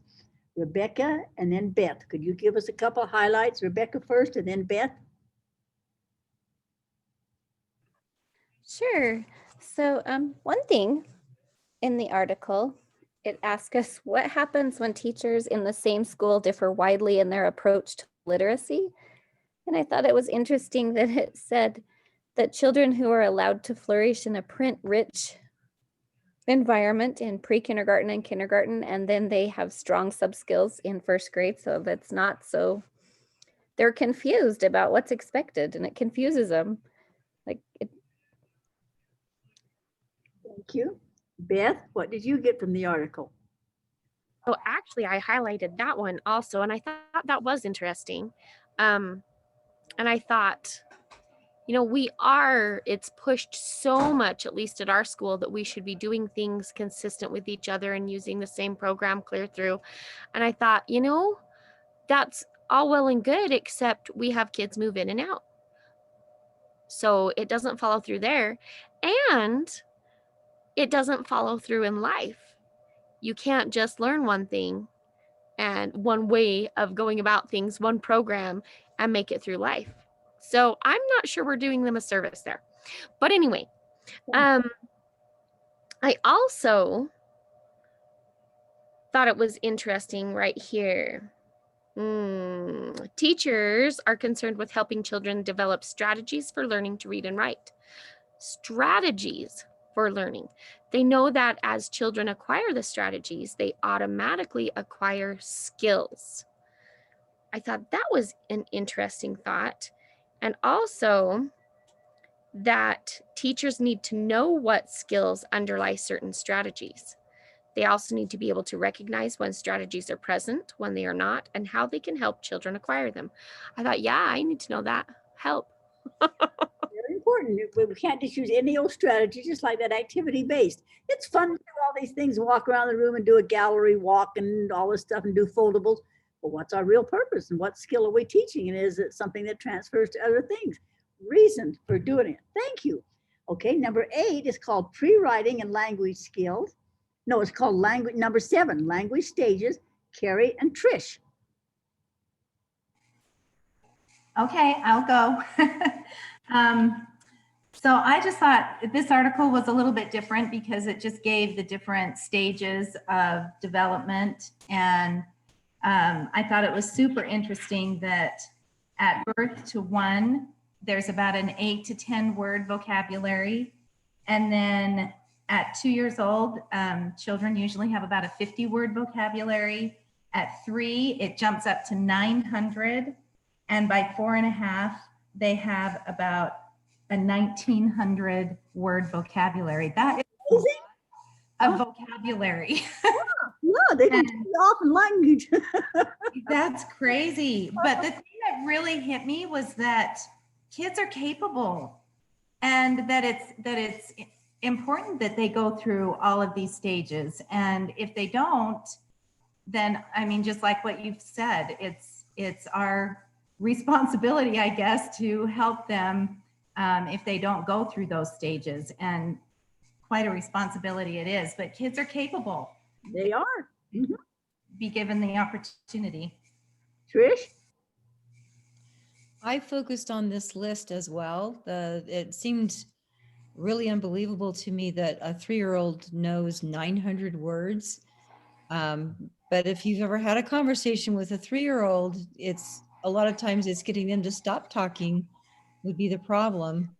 And I do remember back when my own kids were around, we would try to have private conversations and they would understand everything we were saying. Yeah. So whether they verbalize it back to you or not, kids do understand what you're saying. They do. I had never put a count to how many words that they might know, and a 4.5-year-old with 1,800 words in their own vocabulary list seems, I don't know if I even know 1,800 words, so it seemed excessive to me. Okay, number 8, pre-writing and language skills, Lauren and Nancy, number 8. All right. I guess you said my name first, so I'll start first. This is about pre-writing and pre-reading, and I will discuss the pre-writing goals. Basically, you're exposing children to printed word before they actually start writing. So it talks about the goals in pre-writing. They do tracing, cutting out the shape. Looks like she's on her waterbed. Somebody's got your mic on about water beds or something. Check your mics. No, this is just a cool headboard my husband made. Okay, all right, that's you. I am sitting in bed. So, having them have a curiosity about alphabet letters and numbers, having their name printed on their work, giving dictations, talking about stories, creating a short books through dictation, illustrating, illustrations, little dot-to-dot activities. Actually, when they're doing little dot-to-dot drawings, that is part of pre-writing. Right. So anyway, that's the cool. I've had moms say, I'm not going to give my kids any scissors or crayons or clay. They make a mess. Yeah. Those stages. Yeah. Part of it. Nancy? So the other part of this article was pre-reading, and it gave some great goals to work on with your children for pre-reading skills. And one of them is that I really like is dictating pictures. So either wordless books or even just pictures in a regular picture book, and let the child dictate what's going on in those pictures. They should work on like being able to recognize and read their own name, make predictions, arrange pictures in order of the events in the story, to arrange pictures. There's lots of good suggestions there.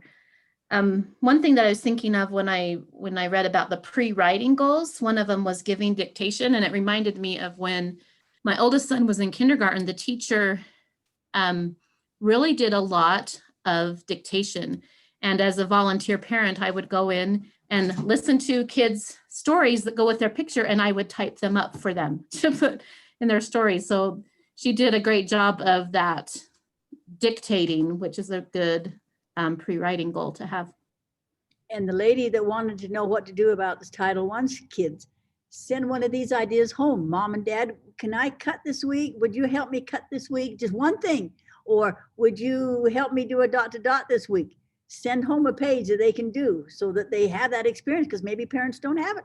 Maybe they have to buy bread or a dot-to-dot book and they choose to buy bread, which I don't blame them, but simple things that you can help parents do. So that's one way to help them. Okay, now the next one's quite a long one. So Corinne and Marie, what did you learn from your article, which is called number 10? Let's see, let me go down here. Right here, number 9, early literacy policies and practices. It's a great, big, long article. What did you learn? So I didn't get all the way through it. No, I know you wouldn't. Just give us a couple highlights. Some of the policy recommendations are that they young students should have early literacy access, but there should be multiple methods used. And then if you have a parent involvement, definitely have the literacy component, but with the training like we've been talking about. And then I thought this was interesting that children's experiences with the world help influence their comprehension skills. So even if you're not reading completely, but being exposed to things, it's still helping with your comprehension. Thank you. Next. I noticed that several times in the article, it has repeated the same key predictors for as far as children need to gain these, what's the word, foundational skills in preschool. And those are oral language, alphabetic code, and print knowledge. Several times, all of those encompass a lot of different standards and objectives, but if those things can be solid, that seems to be keys for their future. Right, a good foundation, exactly. They all need the same thing. They need to go through those stages. Right, Yep. next we have Lauren and Tony, and they're gonna do, what do children need from us? What do they need from us? Let me pull it up and go ahead. So I thought this was an interesting article because it's super recent. It was published in like November, but it talks about what do children need from us, especially in times of calamity. And it goes through and talks about how like being a teacher is a lot like being a parent, and that kids need to know that they're loved, and they need us to express in our own words and our own opinions what's happening in the world, and listen to what they think is happening in the world, and to know that no matter what we're going through, like they'll never have to go through it alone. So even though it's hard and even though it's scary, we're going through it together and we can figure things out together. Thank you. Tony, what did you get from the article? I picked out a lot the same that Lauren did. And there was that one quote that it said, deep down, we already have a sense of what students need from us right now. They need us not only to speak the truth, but to listen to theirs too. And I do agree. I think that our students are going through hard times too, trying to figure it out. Even the article said, students know more than what we think they know about things going on in the world. And that was interesting to me. And then one other part, it says there's 4 things that students need from us, and we need them to teach. This is a Mr. Rogers thing. Teach our students to look for the helpers in hard times. And that's the truth. And then another one is teach our students to be the helpers and listen and be there. So those 4 facts stood out really strong too. Yep, look for the helpers. There's helpers everywhere. Thank you. That's a good article. If you have time, you want to read it later, it's a great article. Next one, we have the teacher and language arts, Jenny and Ginger. In this article, it talked about how all children go through the same pattern of language development, like there's listening and speaking, reading and writing. But there's a lot of things that influence their rate of development as well as the quantity and quality of their development. And it talked about listening can be taught and learned. So it gives you, it tells you you really need to teach your kids how to listen. I know teachers are always like, oh, they won't listen to me. But so parents need to model listening themselves and talk about appropriate speech when speaking with their kids, and make time to listen to each other and to learn how to listen to adults. And then it gives you lots of good ideas for activities for listening, like you can drum a pattern and have the kids clap the same pattern or things like that, so they can start to discriminate sounds and things like that. It goes into speaking, to work on their speaking skills. You can have them start to mimic animal sounds and things like that to develop their speaking skills. But, you know, it just really talks about how all of those things can and need to be taught to kids, and just gives you lots of good ideas for doing that. Ginger, what did you learn from it?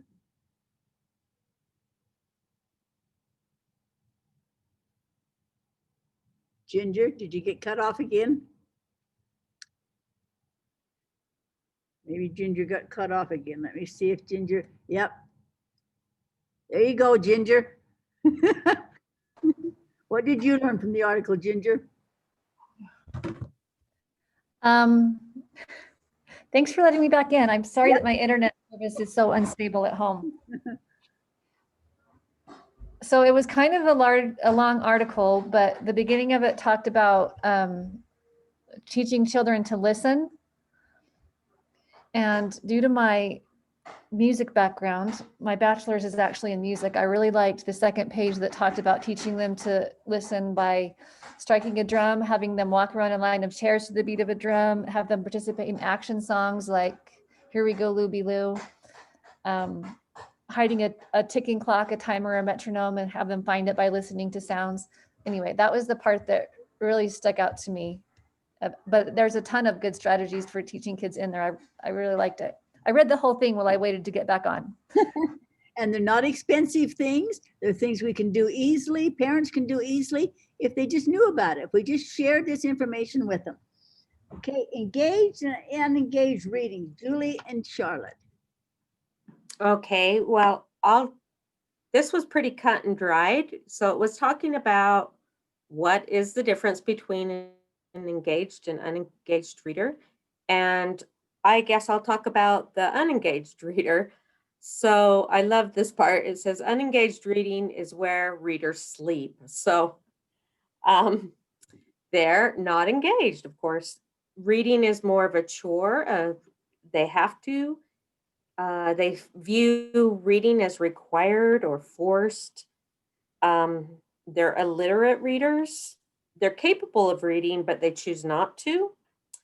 They're more interested in videos, gaming, chatting, socializing. They know how to read, but they just choose not to. Okay, I have a question for you, Julie. The person Yes. The person who can read but doesn't, what's that called? What kind of literacy? Illiterate. Good for you. Right, exactly. Yep, they're illiterate. They can, but they won't. Okay. And Charlotte, what did you get from it?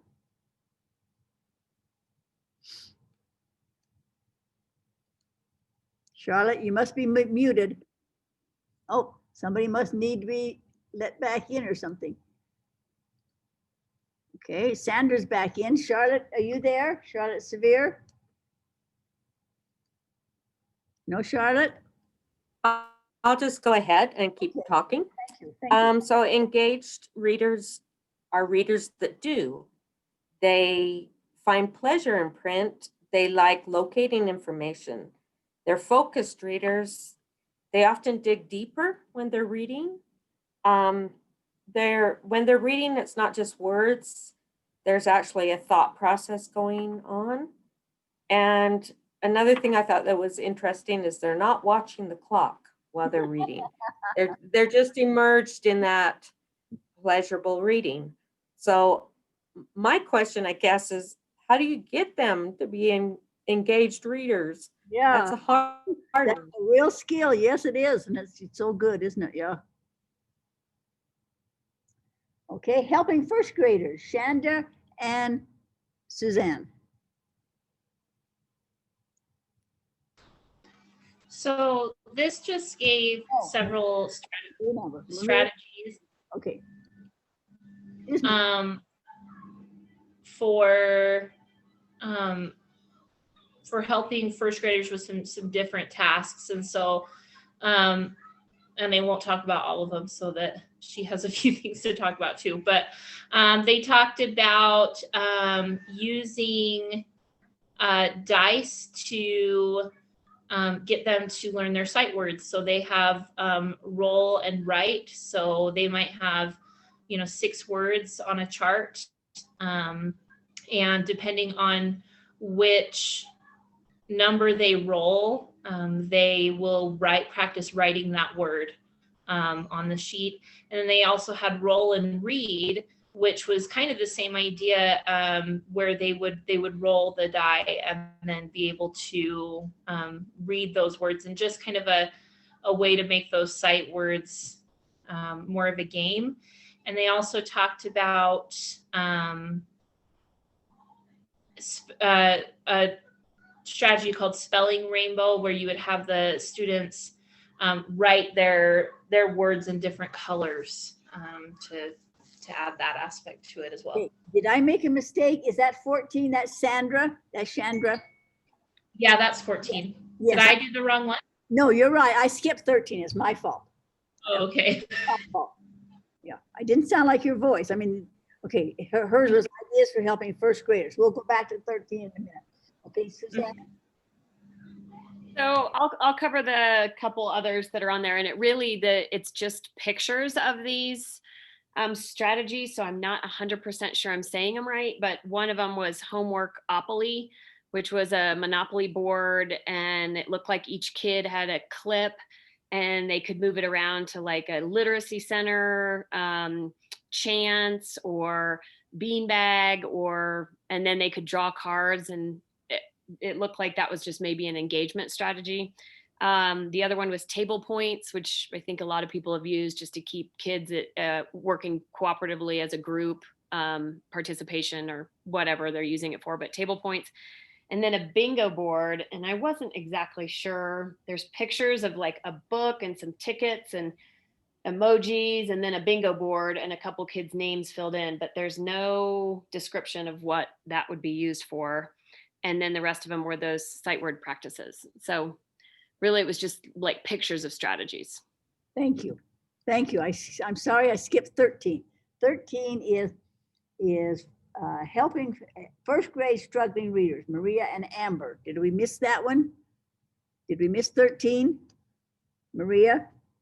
Yes, we did. We skipped 13. I'm sorry. I'll go down to 13. Oh, you're okay. So this is a study for differentiating instruction to help first graders with writing.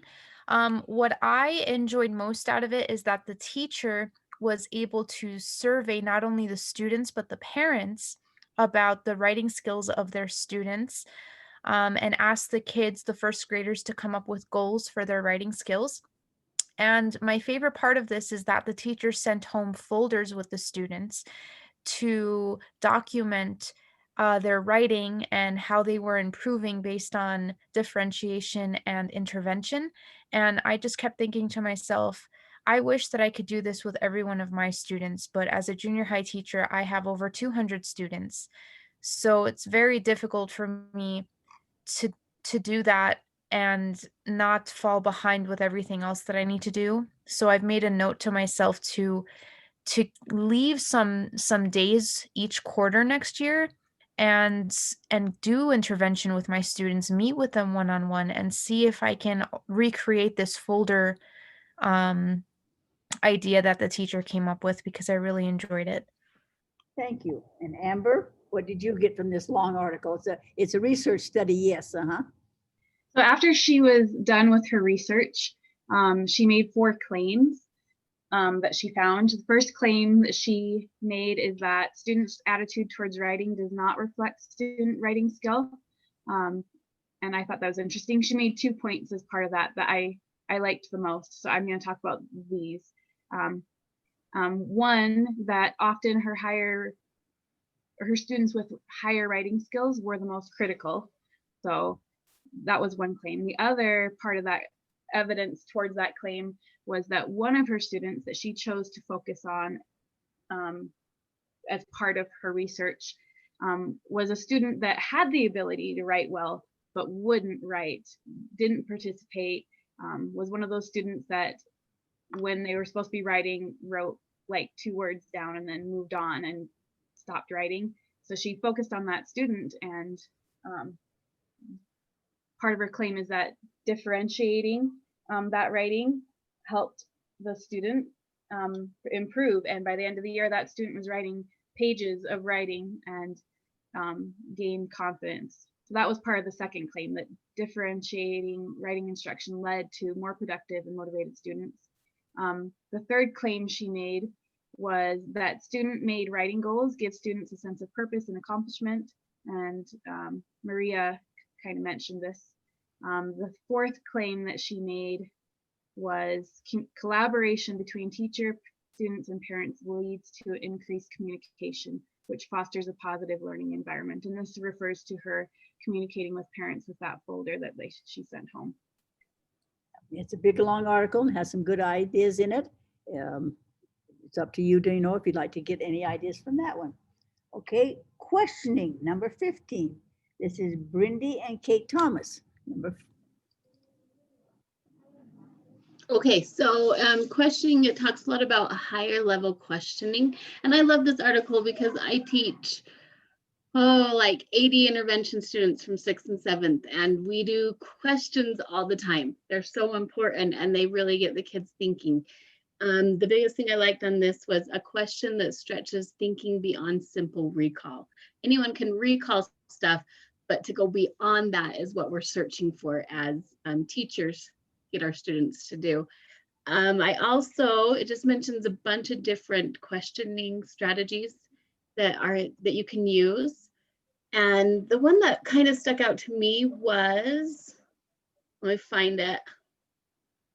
Oh, handling incorrect responses. Because I teach a lot of students that they just quite don't get it. And they'll say totally off the wall. And I'm thinking, what?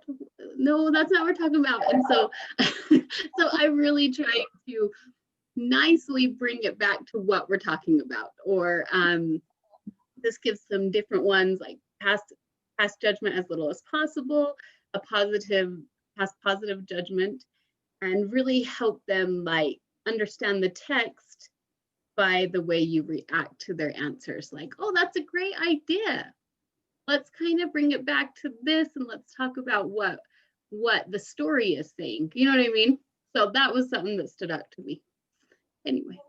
Kate Thomas. So I thought this was really interesting. In 3rd grade, we spend a whole year teaching kids to construct questions and ask questions, and it's part of a reading strategy. So every week there's a time we do that as part of our reading manual. And it isn't very far in there when we start asking students to decide how they're going to start the question, because the depth of knowledge that you need is really different at why than at what. And so this talks about questions like what and why, but the reflection that kids have to have, the thinking that they need to learn, talks about promoting thinking, and the thinking that they have to learn is vital. And this is a point where they can start to take control of their reading and get a plan for that. So I was way excited to see all of these strategies.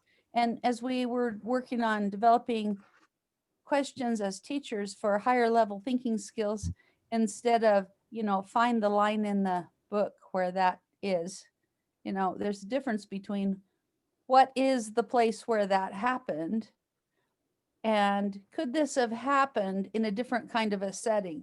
So the level of questions and the level of thinking the kids have to have is really, really interesting there. And if they can start to question, then their comprehension really goes up. You're right. You're so right. How many years you have? 25, 7? What? Yeah, I'm getting up there. Yeah, 27 plus. I'm gonna have to retire at some point. And I told the people I work with, when I get too old to like do any good anymore, you have to tell me, all right, it's time to get out. But I can't imagine being alone in my house. So all right. Can babies learn to read? Cheyenne and Jennifer Johnson. Can babies really learn to read? So this is Jennifer, and I'll just start off. It was a pretty short article, so I'll make sure I leave enough for Cheyenne. The answer was yes. That was the first thing they said, was yes. I was a little taken back, but they said that They actually can start learning to read at 3 months of age. And they were specific in kind of giving 3 things that needed to happen. That you needed to make the words really big so that they have a visual pathway. You needed to show them the words quickly, and you needed to speak very clearly, and you needed to do it frequently so that they could master them. I'm gonna leave it at that so that Cheyenne can still add a little bit. Okay. Cheyenne, what did you get from it? All right. I was a little bit surprised at this article as well. And honestly, a little bit skeptical because I've never heard this before. So it brought up some questions for me. But one of the things that it talked about at the end is that babies when they learn to read, they'll start with learning single words.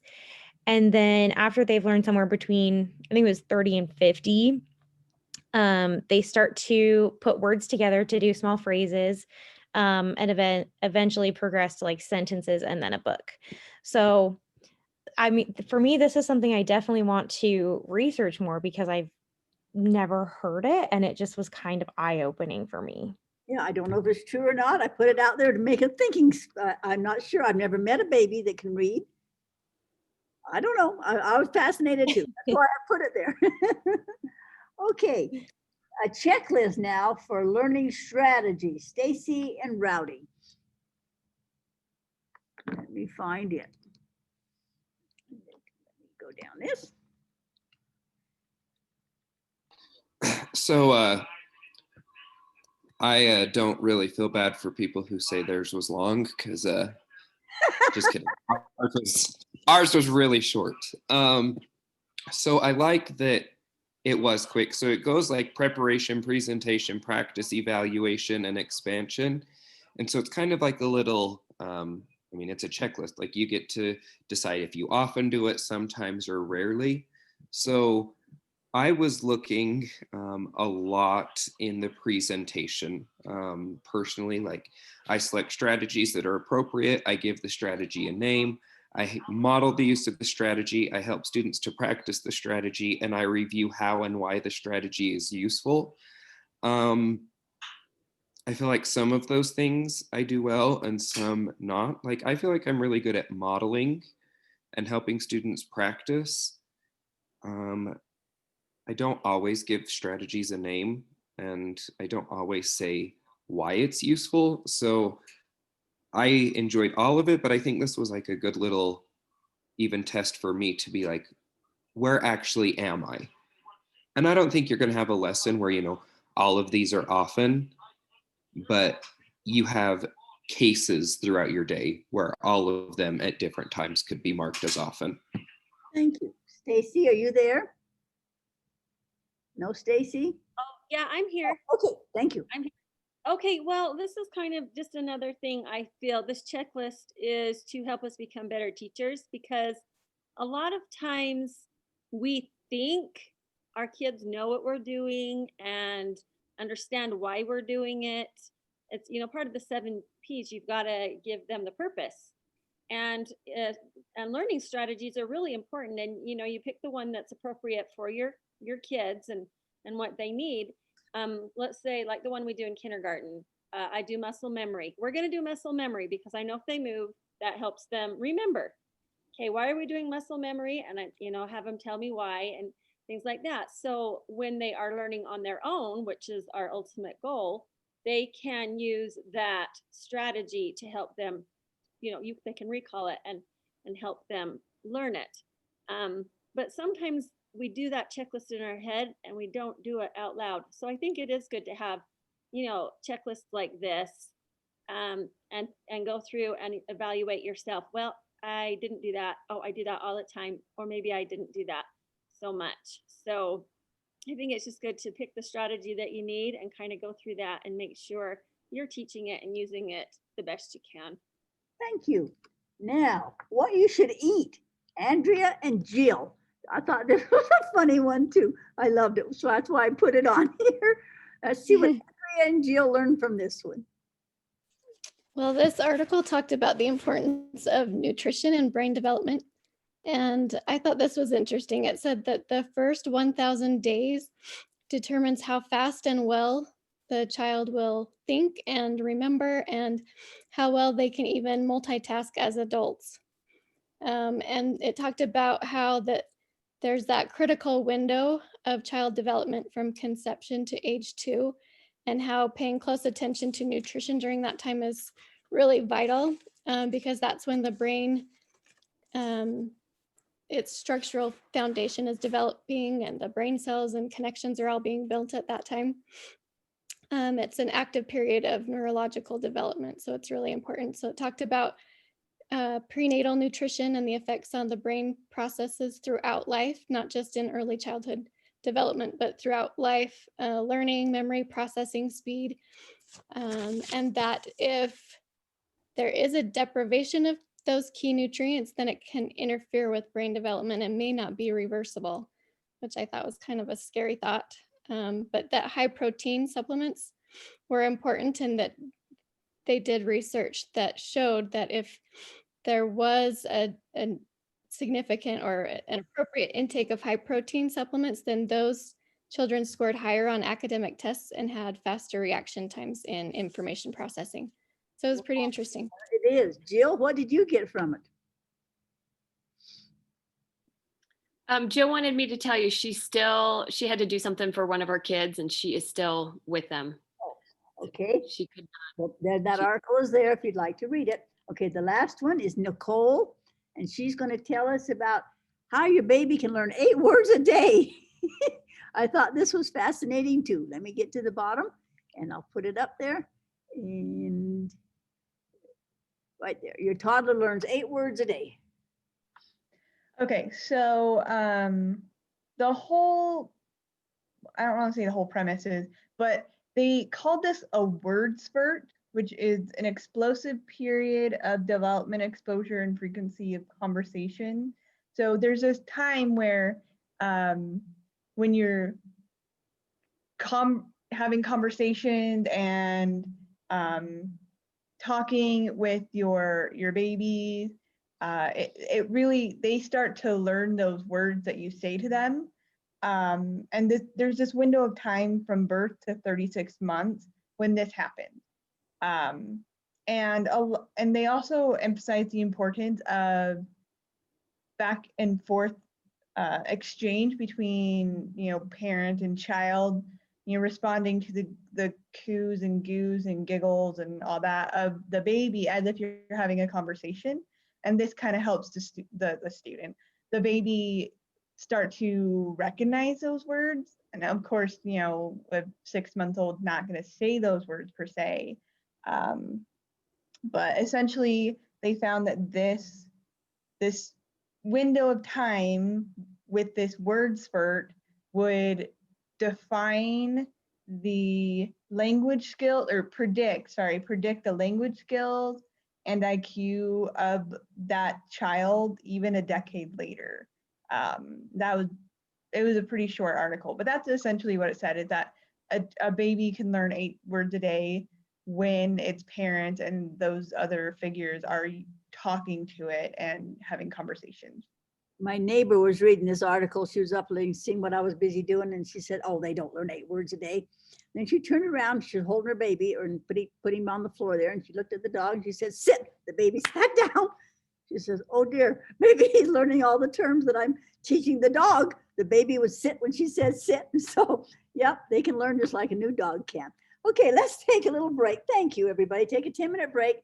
We'll come back and do just a few more things and then turn the time over to you to work and get ready to go home and get warm, because it's cold in this building down here. They turn the heat off at 4 o'clock. I have what time? Let me get my watch. I have 7:12. I don't know what you have. We'll say 7:10, take a 10-minute break, and then we'll come back, finish up our activities, and give you time to work too. Any questions, comments?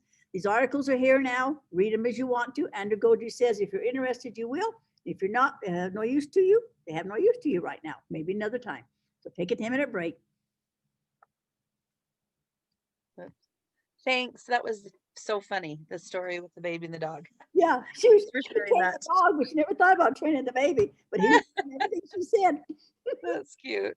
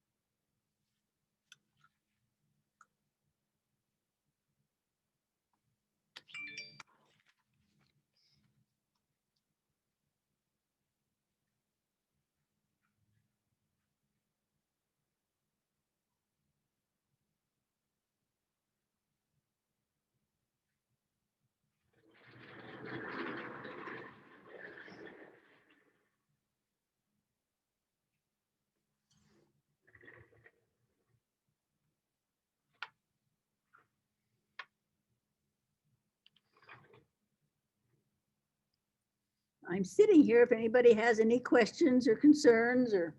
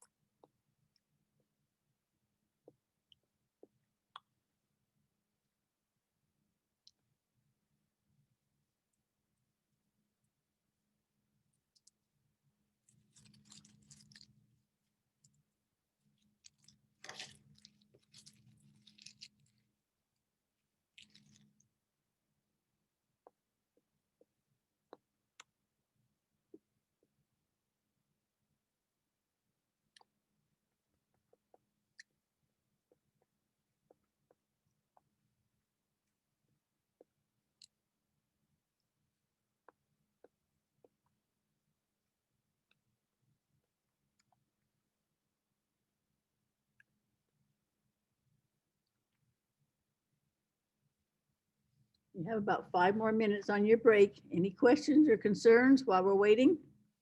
Getting people time to move around.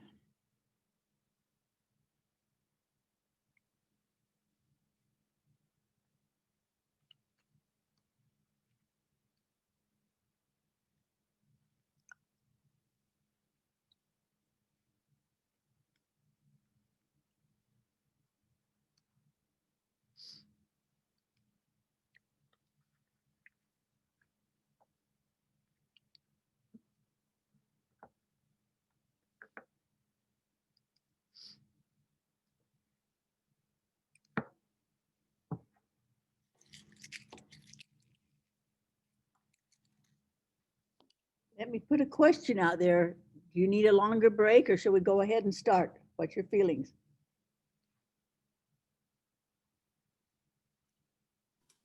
I'm good to start. I think we should go ahead and start when the break's over rather than prolong. It's good. We're ready. All right, the next part we have is the terms that they assume teachers know. And of course, you'll always have terms in your classroom that you don't know if the students know or not. Remember, it's the 1, 2, 3. You put a 1 by every term that you know. You know it, you can explain it, you know. 2, well, I've heard of it. 3, I don't know at all. So ask a partner if you have a partner to help you. And of course, that's in your classroom. But look at these words right here that they assume that you know as teachers. Put a 1 by what you know, 2 by what you've heard of, 3 by what you don't know.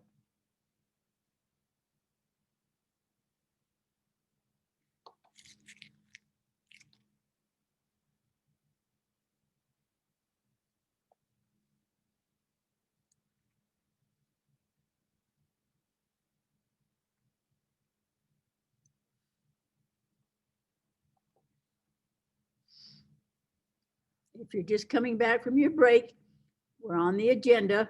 At the very bottom of the agenda, we're looking at terms that they always assume teachers know, but we all come from different places and different developmental stages. So look at these terms. Which ones do you know, heard of, don't know?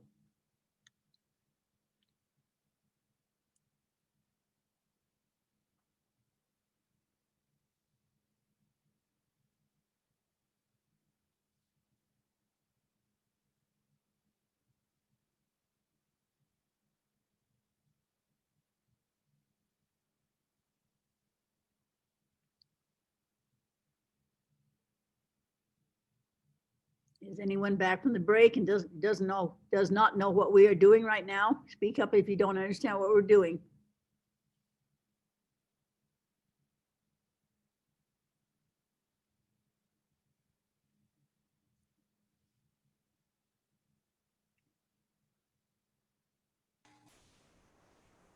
I'm not sure where you're at. Okay, we're on the bottom of the agenda. We went to the agenda, we went to modulars, over here on modulars. Then we went to the, we're at the very last part of the agenda. It's called term review. We put a 1 by the term that we know, that they assume teachers know. 2, you've heard of it but don't really know it.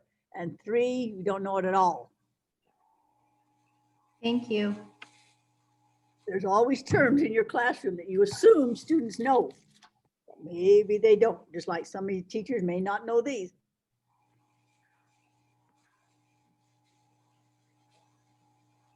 Hey, I'm sorry, I just got back. Where are we? We're on the very bottom of the agenda, the last items on the agenda, right after the reviews that we just did of the papers. Now we're down to term review. This is that 1, 2, 3 strategy. If we're coming from the book, from the textbook that we have, you put a 1 by, I know what these words mean. 2, I've heard of them. And 3, I don't know at all.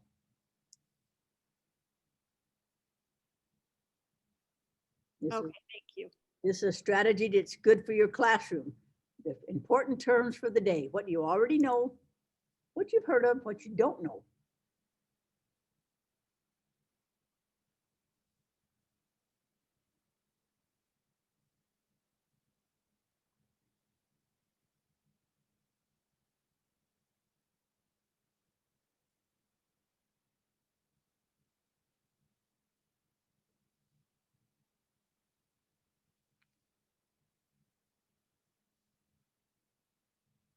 Everyone back from break?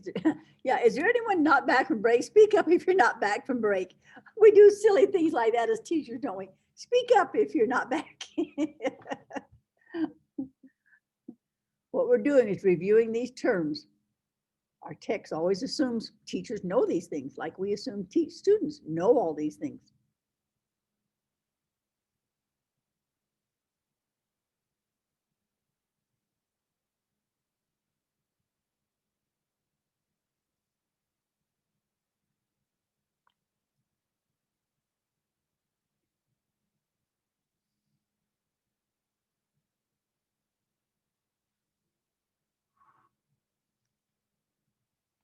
Does anybody need more time? The answers to what these mean are on Canvas number 20. So if we go to the modulars and go to Canvas number 20 at the bottom,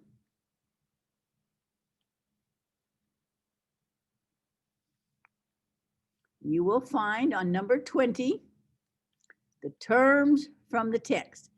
And there are a lot of terms there, more than just what we did. It's all the terms, if you had the text, that come from chapter 4. There's a lot of terms there that you probably already know, and I wasn't going to ask you all of them, but just so that you're there if you don't know them. And after chapter 4, all the terms from chapter 5. If you had the book, you would be reading and doing these terms. So all those terms that you're looking at there are on these sheets right here. They are the answers. So number 20 is the answer to what those terms mean. Questions, concerns? Okay, now for 1 minute, next week, I told you we're going to look at comprehension. We're really going to look at comprehension because next week we go into grades 3 through 6 or 3 through 5, and comprehension becomes a big item. We're also going to look at next week at a very unusual way to teach spelling. I thought it was unusual. Maybe you won't. We're also going to look at visually representing, because a lot of you said, I didn't know we had to do that. I didn't know that was part of our language arts. So for 1 minute now, I want you to find a piece of paper, or if you don't have a piece of paper, do it in your head, just so that you have practiced it, so that you're aware of it. In 1 minute, illustrate 10 examples of environmental print in your life. Now, what's environmental print is so important. And if we could teach parents how important it is to teach the children environmental print as they go down the road, as they go out for a walk, as they go around the house. Environmental print are things in your environment. And that's how little children learn. And all of us do. We look for a certain sign to go eat. We look for a certain color or certain things. So in a minute, illustrate 10 examples of environmental print. If you don't have paper, just think about them or write them down or something. But illustrate is visually representing, and it means a lot to the students to be able to draw. Oh, I know where this is, and I know what this means. So practice that so that you've at least had the experience. And then I'm going to ask some of you to tell me what 10 things you wrote down. Let's ask Lauren Clark and Rebecca Betts and Carrie McCoy. We're going to ask you three to tell us what 10 things that you can think of environmental print in your life.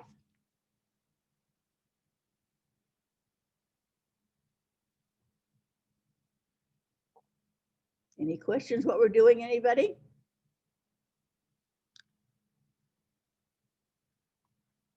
Any questions? We're illustrating environmental print.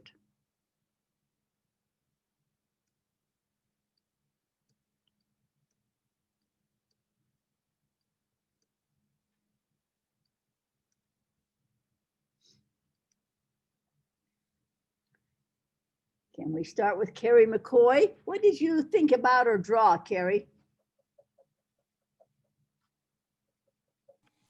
I'm sitting in my kitchen, so I have my fridge, my oven, my dishwasher, a table, chairs, my dog. We had pizza for dinner, a mixer, and canister. Oh, and my husband, he's pointing at himself. Well, that's environmental print, and that's important in child's life. It's important in everybody's life.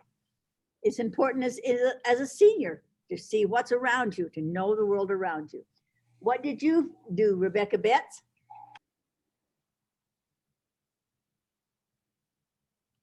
Rebecca Betts and Duchesne? I'm here. So my kids were sitting here listening to you and they're helping me out. They're like, oh, you know, the red stop sign? That's important. That's critical. Yeah.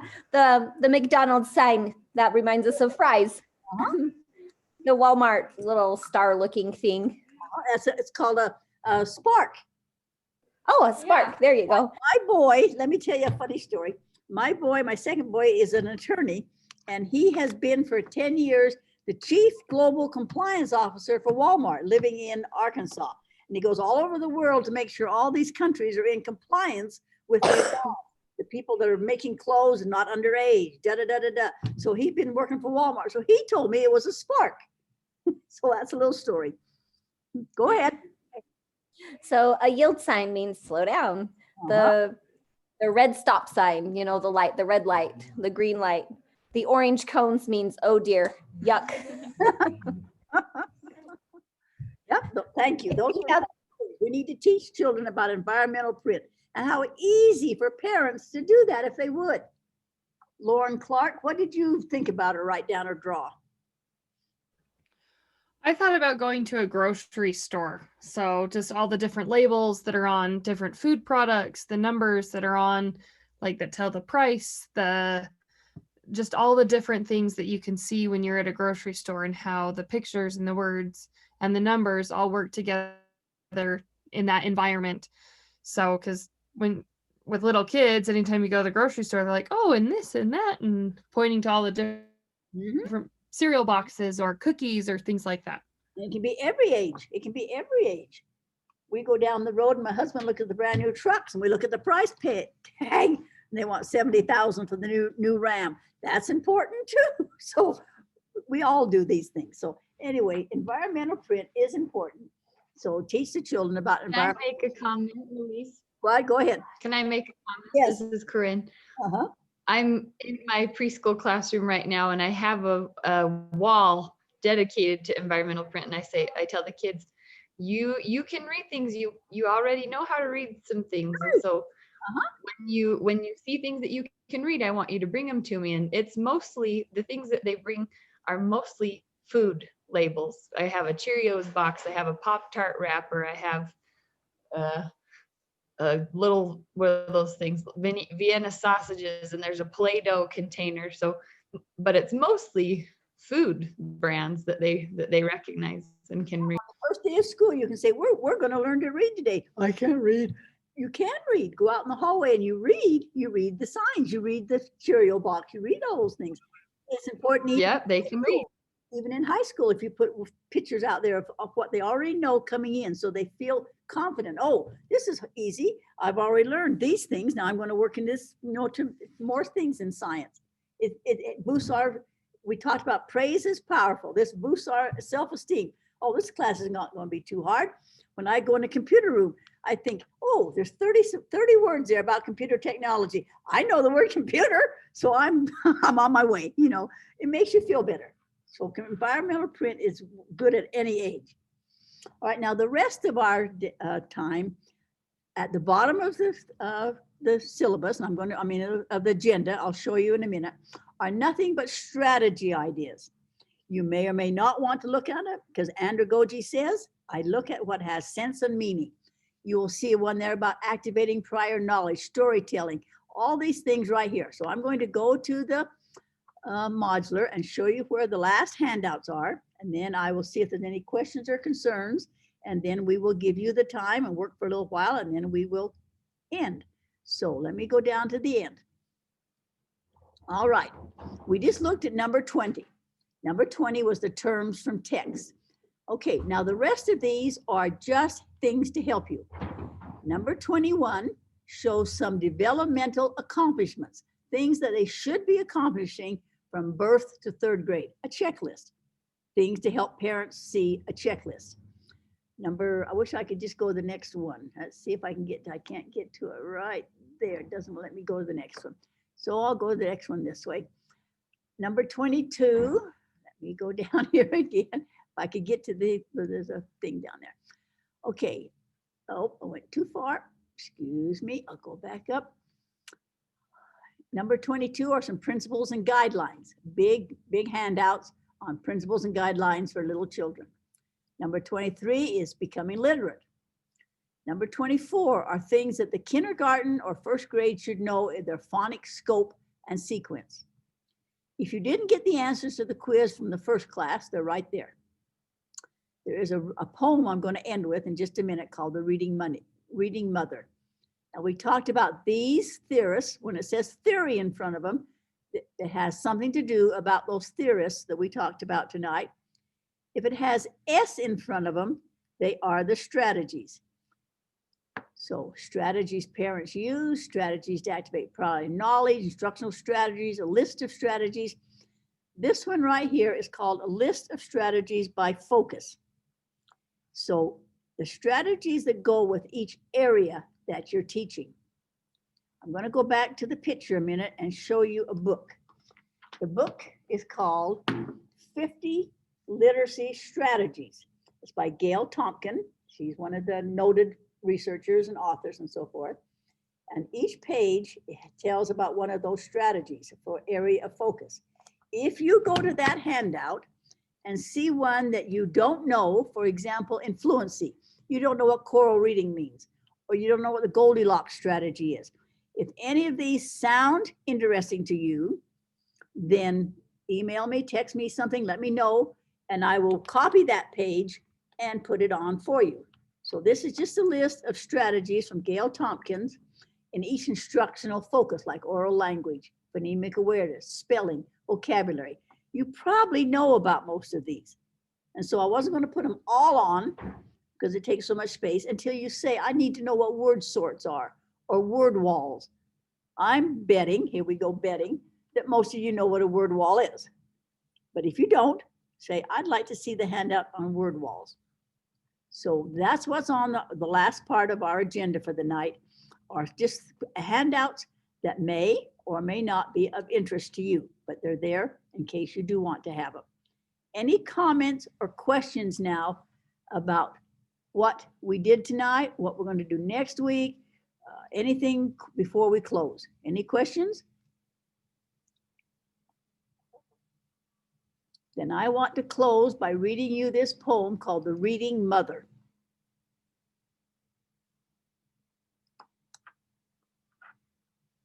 I had a mother who read to me, sagas of pirates who scoured the sea, cutlasses drenched in their yellow teeth, blackbirds stored in the hold beneath. I had a mother who read me lays of ancient and gallant and golden days, stories of Merrimon and Ivanhoe, which every child has a right to know. I had a mother who read me tales of Gilbert the Hound of the hills of Wales, true to his trust till his tragic death, faithfulness blent with his final breath. I had a mother who read me the things that wholesome life to the child's heart brings, stories that stir with an upward touch. Oh, that each mother of children were such. You may have tangible wealth untold, caskets of jewels and coffers of gold. Rather than I, you will never, richer than I, you will never be. I had a mother who read to me. How important reading is. And we're here to help them, and you are essential workers. Any comments, questions now? I will open up. Remember, we're going to write on the canvas and read other people. We're going to respond about what we learned tonight or what we questioned or what we agreed with or didn't agree with, and respond to each other, read each other's comments. There are marvelous comments out there. And then the other thing we do through the week is try some strategy this week. Doesn't have to be elaborate, something simple that I want to work on in my classroom, and briefly tell us about it. Read what other people are doing. You'll learn so much from your classmates, so much. They are brilliant. This is a wonderful book. In Duchesne District, they started a library for parents so they can come check out books. This is Literacy's Beginnings, a handbook written by Pennell and Fontes, which is, of course, two authors we know very well.